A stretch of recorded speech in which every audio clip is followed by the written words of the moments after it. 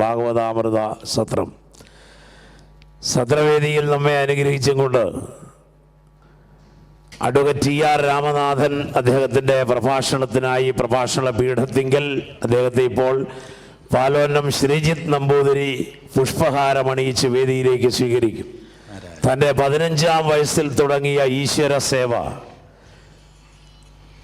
ഒരു പരമഹംസ പ്രവാചകനെ പോലെ പിതാവിൻ്റെ അനുഗ്രഹാശിസ്സുകളോടെ സർവചരാചരങ്ങളുടെയും ശാന്തിക്കായി ദേവമന്ത്രങ്ങളുമായി സഞ്ചരിച്ചു വരുന്ന മഹാത്മാവ് കഴിഞ്ഞ 45 വർഷക്കാലമായി നടന്നു വരുന്നതിൻ്റെ നിത്യദേവാരം കൊണ്ട് തന്നെ രാമനാഥ സമ്പ്രദായം എന്ന് സജ്ജനങ്ങൾ വിശേഷിപ്പിക്കാറുണ്ട്.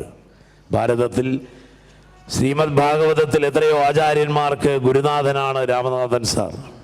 7 പകൽ കൊണ്ടോ 7000 സംവത്സരങ്ങൾ കൊണ്ടോ വ്യാഖ്യാനിച്ചാൽ തീരാത്തത്ര തത്വസംഹിതകളും വേദപുരാണങ്ങളും മനനം ചെയ്ത് എണ്ണ നിറഞ്ഞ് കത്തുന്ന ജ്ഞാനപ്രകാശമായി മാനവസേവ ചെയ്തു പോരുന്ന മഹാത്മാവ് രാമനാഥൻ സാർ. ശ്രീ മഹാഭാരതം, ശിവപുരാണം, ഗണേശപുരാണം, സ്കന്ദപുരാണം തുടങ്ങിയ ഗ്രന്ഥങ്ങളും ശ്രീമദ് ഭാഗവതത്തോടൊപ്പം അഗാധമായി ചിന്തിക്കുന്ന ശ്രേഷ്ഠാചാര്യൻ നമ്മയെല്ലാം അനുഗ്രഹിക്കുവാൻ ഇപ്പോൾ വേദിയിലേക്ക് എത്തിച്ചേർന്നിരിക്കുന്നു. അദ്ദേഹത്തെ ഏറ്റവും ആദരപൂർവ്വം പ്രഭാഷണ പീഠത്തിങ്കിലേക്ക് സ്വാഗതം ചെയ്യുന്നു. രാധേശ്യാം. ഓം ഗുരുഭ്യോ നമഃ. ദീർഘദണ്ഡ നമസ്കാരം നിർലജ്ജോ ഗുരുസന്നിധോ ശരീരം നർത്ഥം പ്രാണം ച സദ്ഗുരുഭ്യോ നിവേദയേത്. ഓം ഗുരുഭ്യോ നമഃ. ഓം ഗം ഗണപതയേ നമഃ. ഓം സംസരസ്വത്യൈ നമഃ. ഓം വ്യാം വേദവ്യാസായ നമഃ. ഓം നമോ ഭഗവതേ ദക്ഷിണാമൂർത്തയേ. മഹ്യം മേധാം പ്രജ്ഞാം പ്രയച്ഛ സ്വഹ. ഓം നമഃ ശിവായ നമ. ഓം നമഃ ശിവായ. ഓം നമഃ ശിവായ ശിവായേ നമ. ഓം നമഃ ശിവായ. ഓം നമഃ ശിവായ. ശുഭം ശുഭം ഗുരു ഗുരു ശിവായ നമ. ഓം ബാലരവിദ്യുതിമിന്ദു കിരീടാം തുംഗകുജാം നയനത്രയയുക്താം സ്മേരമുഖിം വരദാങ്കുശപാശാം ഭീതിഹരാം പ്രഭജേത് ഭുവനേശ്യം മീ. അരുണകിരണജാലേ രഞ്ജിതാസാവകാശ വിധൃതജപവടീക പുസ്തക വേദഹസ്ത അഭയവരകരാഢ്യാഭുല്ലകൽഹാര സംസ്ഥ നിവസതു ഹൃദി ബാല നിത്യകല്യാണശീലമീ. ജ്വാലാകരാളമത്യുഗ്രം നശേഷാസുരസൂദനം ത്രിശൂലം പാതുനോ ഭീതേർ. ഭദ്രകാളി നമോസ്തുതേ. കാളി കാളി മഹാകാളി ഭദ്രകാളി നമോസ്തുതേ. കുലം ച കുലധർമ്മം ച മാം ച പാലയ പാലയ. ഓം നമശ്ചണ്ഡികായൈ നമോ. ഓം നമോ നാരായണായ. ഓം നമോ ഭഗവതേ വാസുദേവായ.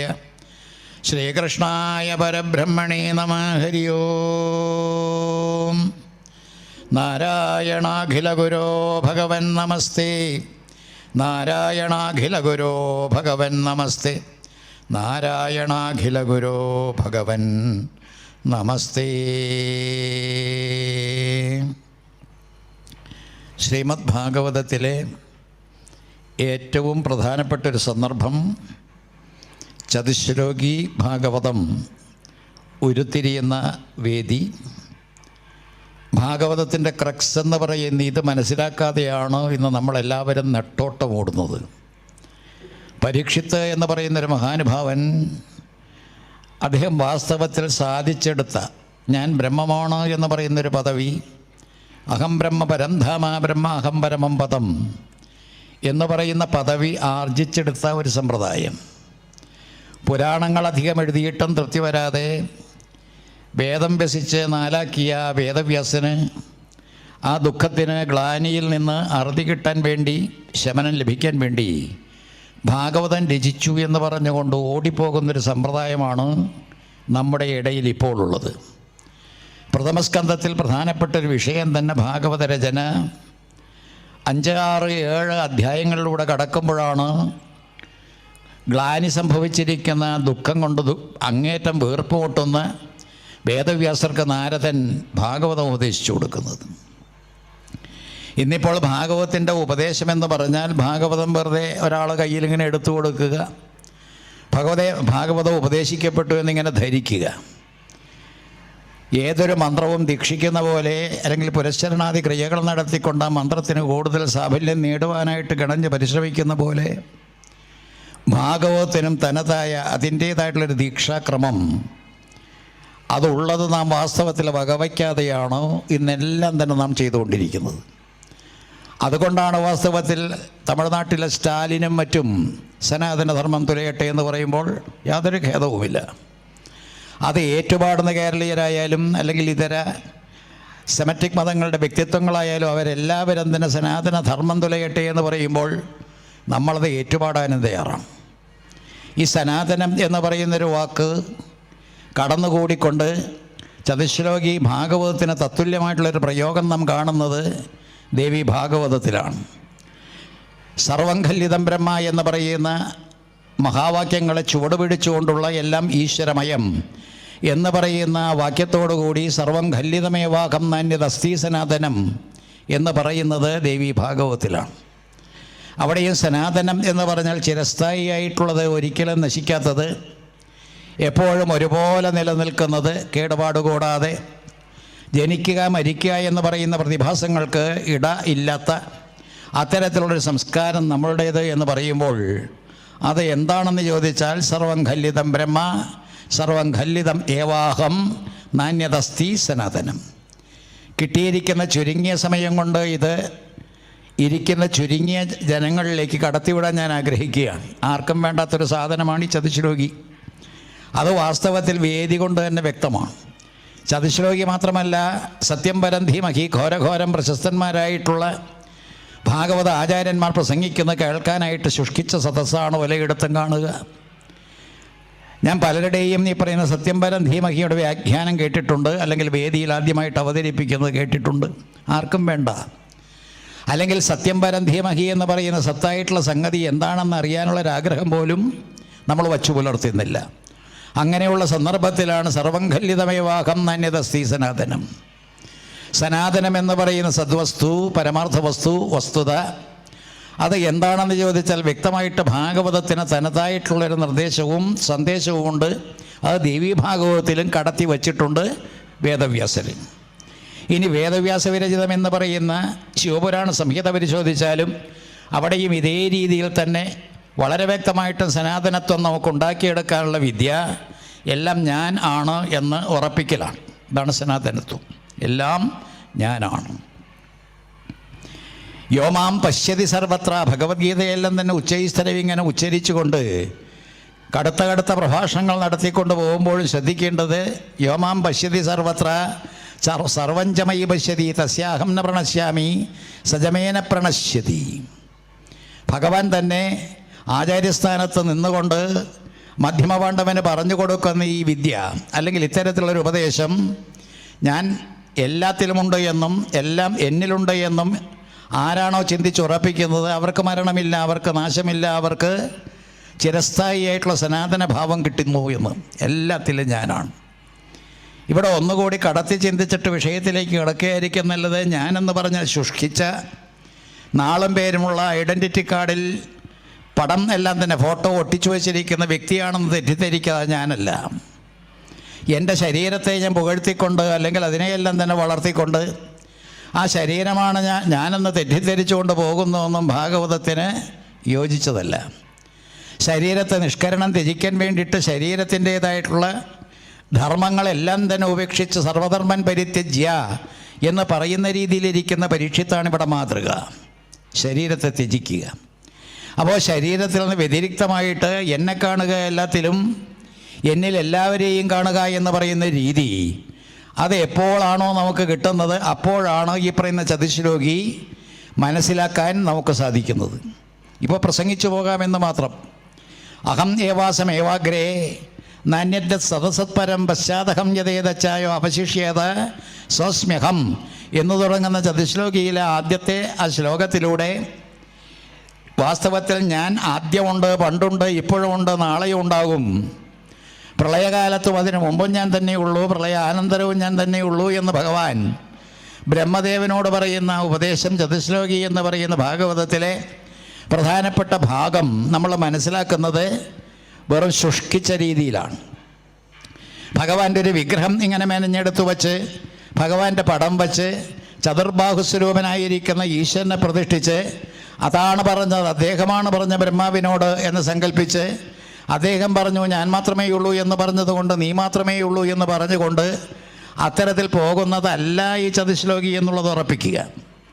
ഭഗവാൻ പറഞ്ഞ അഹം എന്ന് പറയുന്നതിന് വിപുലമായിട്ടുള്ള വ്യാപ്തിയുള്ള ഒരർത്ഥതലമുണ്ട്. ഞാനെന്ന് പറയുന്നത് സർവവ്യാപിയായിട്ടുള്ള വാസുദേവ തത്വത്തെയാണ്.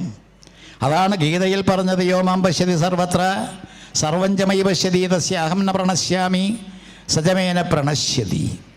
അവിടെ ഈശ്വരനാണ് എല്ലായിടത്തും എന്ന് ഉറപ്പിക്കുന്ന രീതിയിലേക്ക് വരുമ്പോൾ ഞാനും നിങ്ങളും എല്ലാവരും തന്നെ ആ ഈശാവാസ്യമിതം സർവം എന്ന് പറയുന്ന ഉപനിഷദ് വാക്യത്തെ സാക്ഷാത്കരിച്ചുകൊണ്ട് എല്ലായിടത്തും എല്ലാവരിലും എല്ലായ്പ്പോഴും ഈശ്വരൻ മാത്രമാണെന്ന് കാണുമ്പോൾ അഹം എന്ന് പറയുന്ന പദത്തിന് വളരെയേറെ ഒരു ഗംഭീരമായിട്ടുള്ള ഭാവം കടന്നു വരുന്നുണ്ട്. ഇതിന്ന് നഷ്ടമായി പോയി.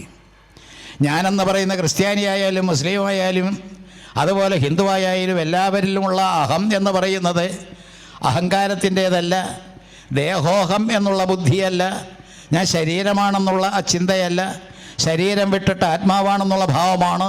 ഇത്തരത്തിൽ ചിന്തിക്കുമ്പോഴേ ചതുശ്ലോകിയിലെ ആദ്യത്തെ ശ്ലോകം പിടികിട്ടുകയുള്ളൂ. ഒന്നുകൂടി കടക്കാം നമുക്ക്. നമ്മുടേതായിട്ടുള്ള ശങ്കരാചാര്യസ്വാമികൾ കേരളീയർക്ക് വേണ്ടാത്തത്, വടക്കേന്ത്യക്കാർക്ക് വേണ്ട വ്യക്തിത്വം. അപ്പോൾ ഏതായാലും നമ്മളെല്ലാവരും തന്നെ ആദരിക്കാതെ ശങ്കരൻ ശങ്കരൻ എന്നിങ്ങനെ പറഞ്ഞുകൊണ്ട് പോകുന്ന ആചാര്യസ്വാമികൾ പാടിത്തന്നത് ബ്രഹ്മസത്യം ജഗന്മിഥ്യ ജീവോ ബ്രഹ്മൈവനാപര എന്നാണ്. അവിടെ വർമ്മശർമ്മ എന്നെല്ലാം പറയുന്ന വ്യത്യാസമില്ലാതെ, അവിടെ ശൂദ്രൻദാസൻ എന്ന് പറയുന്ന വ്യത്യാസമില്ലാതെ, അവിടെ ഉച്ചനീചത്വങ്ങളും കുബേരകുചേല ഭാവങ്ങളുമില്ലാതെ അദ്ദേഹം അന്ന് പാടിത്തന്നതാണ് ബ്രഹ്മസത്യം ജഗന്മിഥ്യ ജീവോ ബ്രഹ്മൈവനാപര. ഓരോ ജീവന്മാരും ഓരോ ശരീരാന്തർഗതമായിട്ടുള്ള ചൈതന്യവും ആ ജീവൻ ജീവാത്മാവെന്ന് പറയുന്ന സ്ഥിതിവിശേഷം അത് ബ്രഹ്മം തന്നെയാണെന്നിങ്ങനെ ഉറപ്പിച്ചു വച്ചു ആചാര്യസ്വാമികൾ. അതുതന്നെ ഭാഗവതത്തിലെ ചതുശ്ലോകിയിൽ നാം മനസ്സിലാക്കി വച്ചില്ല എങ്കിൽ ചതുശ്ലോകി നീറ്റിൽ വരച്ച വര പോലെയാകും. കണ്ടമാനം വേദികൾ കഴിഞ്ഞില്ലേ? ഒരാണ്ടിൽ 15,000-ലേറെ സപ്താഹയജ്ഞങ്ങൾ നടക്കുന്നുണ്ട്. അവിടെയെല്ലാം തന്നെ ഈ ചതുശ്ലോകികൾ അവതരിപ്പിക്കുന്നുണ്ട്. അവിടെ അതുപോലെ തന്നെ എത്രയെത്ര ഈ പറയുന്ന സത്രങ്ങളാണ് നടക്കുന്നത്. അവിടെയും ഈ ചതുശ്ലോകി വ്യത്യസ്ത വ്യക്തിത്വങ്ങളെല്ലാം തന്നെ ഇങ്ങനെ വിശദമായി വ്യാഖ്യാനിക്കുന്നുണ്ട്. അവിടെയും ഇത്തരത്തിൽ കടന്നു വരുന്നുണ്ടോ, ഇരിക്കുന്ന നിങ്ങളുടെ ജീവൻ ബ്രഹ്മം തന്നെയാണെന്നുള്ള ഒരു ഉറപ്പ്. ജീവോ ബ്രഹ്മൈവനാപര. ഇനി ഭാഗവതത്തിലേക്ക് തന്നെ വീണ്ടും ഒന്ന് കടന്നു വരാം. അവിടെ മാഹാത്മ്യത്തിൽ പറയുന്ന ഭിദ്യതേ ഹൃദയഗ്രന്ഥി ഛിദ്യന്തേ സർവസംശയ ക്ഷീയന്തേ ജാസ്യകർമാണി സപ്താഹ ശ്രവണേ കൃതേ എന്ന് പറയുന്ന സപ്താഹം കേട്ടിട്ടുണ്ടെങ്കിൽ ഹൃദയഗ്രന്ഥികൾ പൊട്ടും, അതുപോലെ കർമ്മങ്ങൾ ക്ഷയിക്കും എന്നെല്ലാം പറയുന്ന രീതിയിൽ തന്നെ ഭിദ്യതേ ഹൃദയഗ്രന്ഥി ഛിദ്യന്തേ സർവസംശയ ക്ഷീയന്തേ ജാസ്യകർമാണി സപ്താഹ ശ്രവണേ കൃതേ എന്ന് പറയുന്നതിൽ നിന്ന് അല്പമൊന്ന് മാറ്റിയിട്ട് ഭാഗവതത്തിൽ തന്നെ പ്രഥമസ്കന്ധത്തിൽ നാം കാണുന്നത് ഭിദ്യതേ ഹൃദയഗ്രന്ഥി ഛിദ്യന്തേ സർവസംശയ ക്ഷീയന്തേ ജാസ്യകർമാണി ദൃഷ്ടം ഏവാത്മനീശ്വരേ എന്നാണ്. 40 കൊല്ലക്കാലമായിട്ട് ഗണപതി ഭവനം മുടങ്ങാതെ നടത്തിക്കൊണ്ടുപോരുന്ന എനിക്ക് 15 വയസ്സിൽ എന്ന് പ്രകാശ് ജി പറഞ്ഞ പോലെ തുടങ്ങിയ ഉപാസനാക്രമത്തിൽ ദേഹശുദ്ധി കഴിഞ്ഞിട്ട് ഞാൻ തൊട്ട് ജപിക്കുന്നത് സോഹം മന്ത്രമാണ്. ഹൃദയത്തിൽ തൊട്ട് സോഹം എന്ന് പറയുന്ന മന്ത്രം ജപിച്ചു കഴിഞ്ഞാൽ നാം എത്തേണ്ടത് ഞാൻ അതിലാണ്, ഞാൻ അതാണ് എന്ന് പറയുന്ന ഉറപ്പോടുകൂടി ഞാൻ അത് തന്നെ എന്ന് പ്രഖ്യാപിക്കുന്ന സോഹം മന്ത്രത്തിലാണ്. ഹംസ മന്ത്രത്തിലേക്ക് കടക്കാനുള്ള ആദ്യത്തെ പടിയാണ് സോഹം ഹംസ. അവിടെയെല്ലാം തന്നെ നമ്മളെല്ലാവരും നമ്മുടെ ജീവന്മാർ നമ്മൾ ശരീരാന്തർഗതമായിട്ട് കൊണ്ടു കടക്കുന്ന ആത്മസ്വരൂപം അത് പരമാത്മസ്വരൂപം തന്നെയെന്ന് ഉറപ്പിക്കുന്ന രീതിയിലേക്ക് പോകുമ്പോഴേ ചതുശ്ലോകി ഭാഗവതത്തിലെ ആദ്യത്തെ ശ്ലോകം അർത്ഥവത്താകുകയുള്ളൂ, അനർത്ഥമാകുകയുള്ളൂ. അതെല്ലാം അപ്പോൾ പ്രായോഗിക തലത്തിലേക്ക് വരും. എന്താണ് ഇവിടെ ഈക്വാളിറ്റി ഇല്ലാത്തത്? എന്തുകൊണ്ട് ഇവിടെ വാസ്തവത്തിൽ ഈ പറയുന്ന ഐകമത്യം ഇല്ലാത്തത്? എന്തുകൊണ്ടാണ് വാസ്തവത്തിൽ ഇവിടെ യോഗ എന്ന് പറയുന്ന സമത്വം ഇല്ലാത്തത്? അപ്പോൾ എല്ലാത്തരം ഇതില്ലാതെ പോകാൻ കാരണം വേണ്ട രീതിയിൽ ഇതെല്ലാം തന്നെ പഠിക്കാത്തതാണ്. യച്ഛരണ്വൻ പ്രപഠൻ വിചാരണപരോ എന്ന് ഭാഗവതം പറയുന്നത് ഗ്രഹിക്കാത്തത് കൊണ്ടാണ്. ഭാഗവതം ഇങ്ങനെ കാഷ്വലായിട്ട് കേട്ടുപോകാനുള്ളൊരു ഗ്രന്ഥമല്ല. ഭാഗവതം എന്ന് പറയുന്നൊരു ഉപാസനാ വിഗ്രഹമാണ്. ശ്രീമദ് ഭാഗവതാഖ്യോയം പ്രത്യക്ഷ കൃഷ്ണ ഏവഹി എന്ന് പറയുമ്പോൾ അത് പൂജിക്കാനുള്ള വിഗ്രഹം പുസ്തകം എടുത്തുകൊണ്ട് ഇങ്ങനെ പൂജിച്ചുകൊണ്ടിരുന്നാലും കാര്യമില്ല. അതിലടങ്ങിയിരിക്കുന്ന നമ്മളെല്ലായ്പ്പോഴും പറയുന്ന വാക്കുകളെ കൊണ്ട് കൊരുത്ത, അക്ഷരങ്ങളെ കൊണ്ട് കൊരുത്ത, അതിസുന്ദരമായിട്ടുള്ള ശ്ലോകങ്ങളെ കൊണ്ട് കൊരുത്ത ശ്രീകൃഷ്ണ വിഗ്രഹം അദ്ദേഹത്തിൻ്റെ ആ കേശാദിപാദം ഉള്ള രീതിയിൽ, കേശാദിപാദം എന്നുള്ള രീതിയിൽ തന്നെ ഭാഗവത്തെ കണ്ടാൽ ആ ഉപാസനാ വിഗ്രഹത്തെ എങ്ങനെ പൂജിക്കണം വായിച്ചും പഠിച്ചും അറിഞ്ഞും യച്ഛരണ്ണൻ പ്രപടൻ വിചാരണ പരോഭക്തിയ. അപ്പോൾ അതേ രീതിയിൽ കൈകാര്യം ചെയ്യുമ്പോഴാണ് പ്രഥമസ്കന്ധത്തിൽ തന്നെ ഭിദ്യതേ ഹൃദയഗ്രന്ഥി ഛിദ്യന്തേ സർവസംശയ ക്ഷീയം തേജാസി കർമാണി ദൃഷ്ടം ഏവ ആത്മനീശ്വരേ. നിത്യവും നമ്മൾ ഈ പറയുന്ന വള്ളിയൂർ ഗണപതിയോട് അടുത്ത് വരുന്നു എങ്കിൽ, ആ ഗണപതി ഭഗവാനെ നിത്യവും നാം ആരാധിക്കുന്നു എങ്കിൽ, ആ ആരാധനയിലൂടെ അടുത്ത് കൂടുന്നില്ല എങ്കിൽ പ്രവർത്തികളെല്ലാം തന്നെ നിരർത്ഥകമാണ്. അപ്പോൾ ഇവിടെ നിത്യവും തൊഴുതു പോകുന്ന വ്യക്തികളുടെ ഉള്ളിലേക്ക് കടന്നു വരേണ്ടത് അത് പ്രത്യക്ഷം ബ്രഹ്മാസി എന്നെല്ലാം തന്നെ ആ ഉപനിഷത്തിൽ പറയുന്ന പോലെ, ഗണപതി അഥർവശീർഷത്തിൽ പറയുന്ന പോലെ അത് പ്രത്യക്ഷം ബ്രഹ്മാസി. ബ്രഹ്മാവായാലും വിഷ്ണുവായാലും ഇദ്ദേഹം തന്നെ.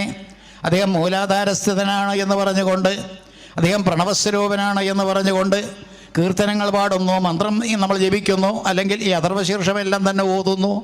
ഇതെല്ലാം തന്നെ കഴിഞ്ഞിട്ടും നമ്മൾ ആ രീതിയിലെത്തുന്നില്ല. ആരാണപ്പോൾ ഈ ഗണപതി? ഗണപതിയും ഭഗവതിയും തമ്മിൽ വല്ല വ്യത്യാസവും ഉണ്ടോ? അവിടെ കൃഷ്ണൻ എന്ന് പറയുന്ന ഈ ചൈതന്യവും ഈ ഭഗവാനുമായിട്ട് വല്ല വ്യത്യാസവും ഉണ്ടോ? ഇവിടെ ഉപാസകന്മാരെല്ലാവരും കൃഷ്ണനെ ഉപാസിക്കുന്നത് കൃഷ്ണനായി തീരാൻ വേണ്ടിയിട്ടാണ്. ശിവനെ ഉപാസിക്കുന്നത് ശിവനായിട്ട് തീർന്നുകൊണ്ട് അദ്ദേഹത്തിൻ്റെ ആരാധന നടത്തുന്നതിന് വേണ്ടിയിട്ടാണ്. ശിവം ഭൂത്വ ശിവം യജേത്, ഇതാണ് തന്ത്രം. അപ്പോൾ എല്ലാ തരത്തിലും നമ്മുടെ സനാതനധർമ്മം സനാതനമായത് നമ്മളെല്ലാവരും തന്നെ വളർന്നു വലുതായപ്പോഴാണ്. നമ്മുടെ ഹൃദയാന്തരവാസിയായിരിക്കുന്ന വാസുദേവനെ സാക്ഷാത്കരിച്ചുകൊണ്ട് വാസുദേവൻ തന്നെയായപ്പോഴാണ് ഭാഗവത്തിൽ അഹം ബ്രഹ്മ പരംധാമ, ബ്രഹ്മാഹം പരമം പദം എന്ന് പറയുന്ന പദവിയിലേക്ക് എത്തിയപ്പോഴാണ്. സമാധിയെ നിങ്ങൾ ചിന്തിക്കണം. മോക്ഷം എന്ന് പറയുന്ന പദത്തെ നിങ്ങൾ ഗൗരവത്തോടുകൂടി വീക്ഷിക്കണം. മോക്ഷമെന്നും നിർവാണമെന്നും കൈവല്യപദമെന്നും എല്ലാം തന്നെ പറയുമ്പോഴും ആരോ നിങ്ങൾക്ക് ഇങ്ങനെ വാങ്ങിത്തരാനുള്ളൊരു സംഗതിയാണെന്ന് തെറ്റിദ്ധരിച്ച് എന്തൊക്കെയോ കർമാദികളുടെ പിന്നാലെ പോകുന്നത് ഭാഗവതത്തിന് ഉചിതമല്ല, യോജിച്ചതല്ല. ഭാഗവതത്തിൽ പ്രാചീന ബൃഹസ്പതി എന്ന് പറയുന്നൊരു വ്യക്തിക്ക് അതുപോലെ കർമ്മടന്മാർക്ക് യാതൊരു സ്ഥാനവുമില്ല എന്ന് മാത്രമല്ല, ഭാഗവതത്തിലൂടെ കടന്നു പോകുന്നവരെല്ലാവരും തന്നെ ദൃഷ്ടം ഏവാത്മനീശ്വരേ. ദൃഷ്ടം ഏവാത്മനീശ്വരേ എന്ന് പറയുമ്പോൾ ഹൃദയഗ്രന്ഥികൾ പൊട്ടിയിട്ട് സംശയങ്ങളെല്ലാം തന്നെ ദൂരീകരിക്കപ്പെട്ട് കർമ്മങ്ങളെല്ലാം തന്നെ ക്ഷയിച്ചിട്ട് അവനവൻ്റെ ആത്മാവ് ഈശ്വരനാണെന്ന് ദർശിക്കുന്ന പദവിയിലേക്ക് എത്തുകയാണ്. എത്ര പേര് ഇതിന് ശ്രമിക്കുന്നുണ്ട്? വളരെ കേമത്തോടുകൂടി മഹാമുഖം എന്ന് പറയുന്നതിൽ മാമാങ്കം, നമ്മൾ ആർഭാടങ്ങളുടെ പിന്നാലെ പോവുകയാണോ എന്നൊരു സംശയം.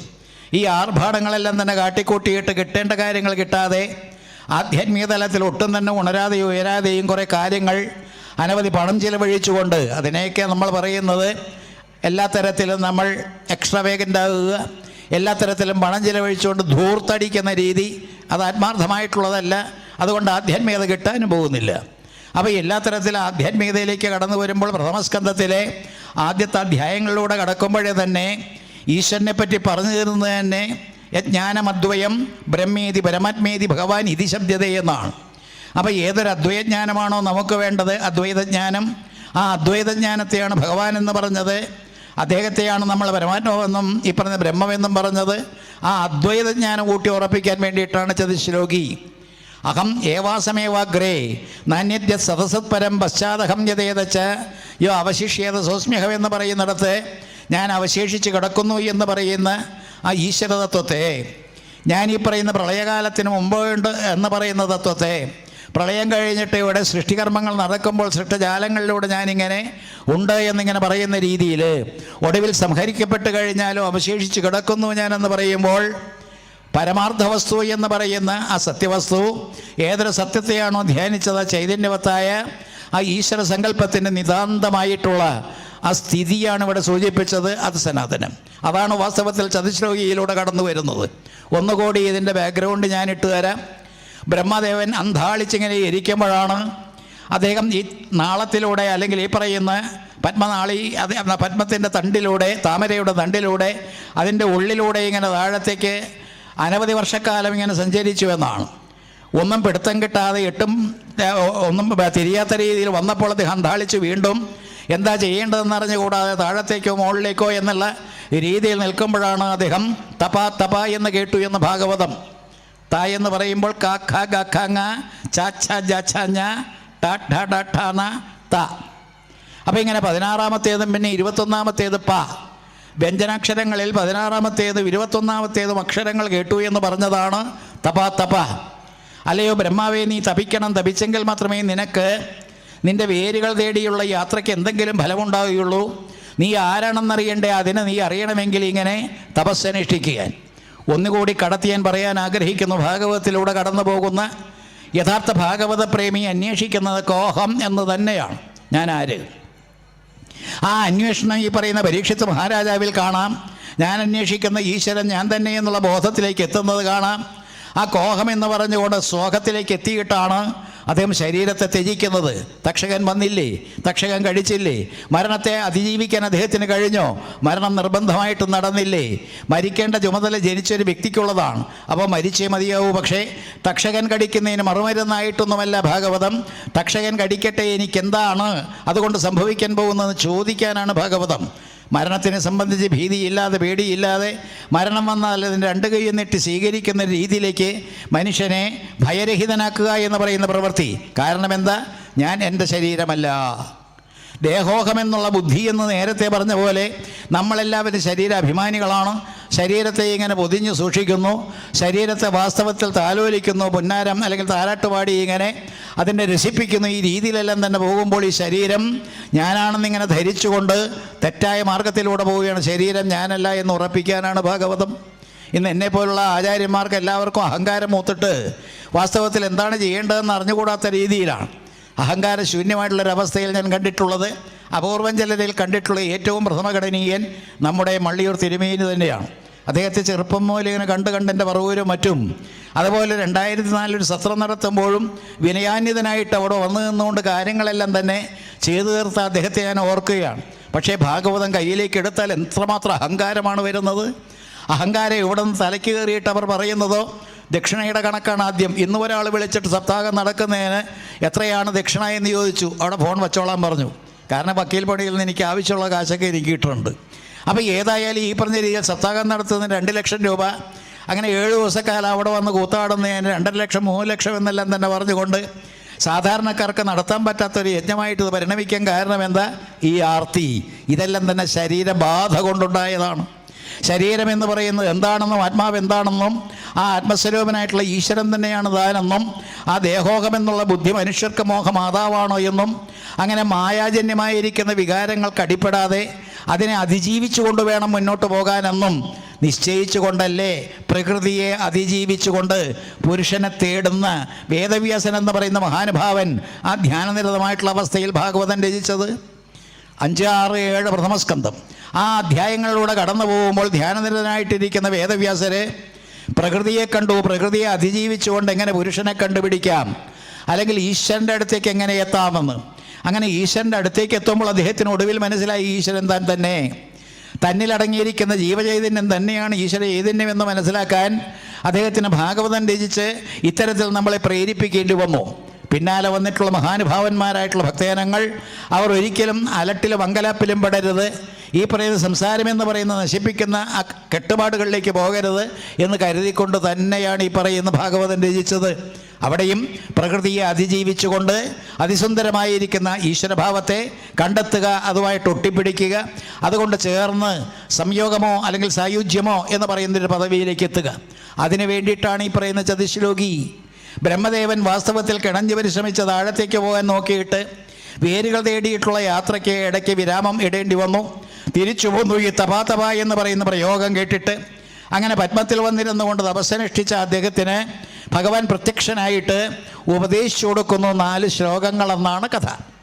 ദ്വിതീയ സ്കന്ധത്തിലെ 9-ാമത്തെ അധ്യായത്തിൽ കാണുന്ന ഈ 4 ശ്ലോകങ്ങൾക്ക് മുമ്പേ തന്നെ എന്തെല്ലാം കാര്യങ്ങൾ ശുഖബ്രഹ്മം പരീക്ഷത്തിന് പറഞ്ഞു കൊടുത്തു കഴിഞ്ഞു. അല്ലയോ പരീക്ഷത്തെ, തുടക്കത്തിൽ തന്നെ ഉപദേശിക്കുന്ന നീ ജിതാസനനാകുക, ജിതാസനായിട്ട്, ജിതശ്വാസനായിട്ട്, ജിതേന്ദ്രിയനായിട്ട്, ജിതസംഗനാകുക. അപ്പോൾ അവിടെയെല്ലാം തന്നെ ജിതം ജിതം എന്ന് പറയുന്ന പ്രയോഗത്തിലൂടെ നീ എല്ലാത്തിനെയും കീഴ്പ്പെടുത്തിക്കൊണ്ട് ശാരീരിക ആവശ്യങ്ങൾ, അല്ലെങ്കിൽ മാനസിക ആവശ്യങ്ങൾ, അല്ലെങ്കിൽ വൈകാരിക ആവശ്യങ്ങൾ, അല്ലെങ്കിൽ ഈ പറയുന്ന പഞ്ചേന്ദ്രിയ ജന്യമായിരിക്കുന്ന വിഷയവാസനകൾ, ഇതിനെയെല്ലാം തന്നെ അതിക്രമിച്ചിട്ട് അതിനെല്ലാം തന്നെ അതീതമായിരിക്കുന്ന ജിതമായിരിക്കുന്ന ഒരവസ്ഥയിലേക്ക് എത്താനാണ് ഉപദേശം. തുടക്കത്തിലെ തന്നെ ദ്വിതീയ സ്കന്ധത്തിൽ തുടക്കത്തിലെ തന്നെ ഉപദേശം കൊടുക്കുന്ന തരത്തിലാണ്. അവിടെയാണ് ഈ 9-ാമത്തെ അധ്യായത്തിൽ നാം ഈ പറയുന്ന ഒമ്പതാമത്തെ അധ്യായത്തിൽ കാണുന്ന ചതുശ്ലോകി എന്ന് പറയുന്നത്. ഒന്ന് ശ്രദ്ധിക്കുക, പെട്ടെന്ന് തന്നെ തീർക്കാൻ അരമണിക്കൂറേ ഉള്ളൂ. ഏതായാലും അതിനെ ഒന്ന് ലഘൂകരിക്കാൻ വേണ്ടി ഞാനൊരു വിദ്യ കണ്ടുപിടിച്ചത്, ഞാൻ ഈ പറയുന്ന ഓരോ ശ്ലോകവും ജപിക്കാം. ആദ്യത്തേത് എന്താ? ഏറ്റവും രസകരമായിട്ടുള്ള ശ്ലോകം ഭഗവാൻ അനുഗ്രഹിക്കുകയാണ്. ഭഗവാൻ അനുഗ്രഹിക്കാൻ എന്താ കാരണം? ഈശ്വരൻ്റെ അനുഗ്രഹമില്ലാതെ ഭാഗവതം മനസ്സിലാകുകയില്ല. നിങ്ങൾ കേട്ടിട്ടുണ്ടോ ആവോ, പണ്ട് കാശിയിലെ പണ്ഡിറ്റ്മാർ അവരെല്ലാവരും തന്നെ ഭാഗവതത്തിൻ്റെ രസവും രഹസ്യവും അറിയാനായിട്ട് ഓല എഴുതി കാശി വിശ്വനാഥൻ്റെ പീഠത്തിൽ സമർപ്പിച്ചു പോലും. അതിന് മറുപടിയായിട്ട് പിറ്റേ ദിവസം കിട്ടിയത് അഹം വേത്മി ശുഗോ വേത്തി വ്യാസോ വേത്തിന വേത്തിവ എന്ന് തന്നെയാണ്. ഈ ഭാഗവതൻ രചിച്ച വേദവ്യാസനെ ഏതാണ്ടൊക്കെ അറിയാം, ശുഗനാണെങ്കിൽ അറിയാം, നല്ല പോലെ എനിക്ക് ഭംഗിയായിട്ടറിയാം.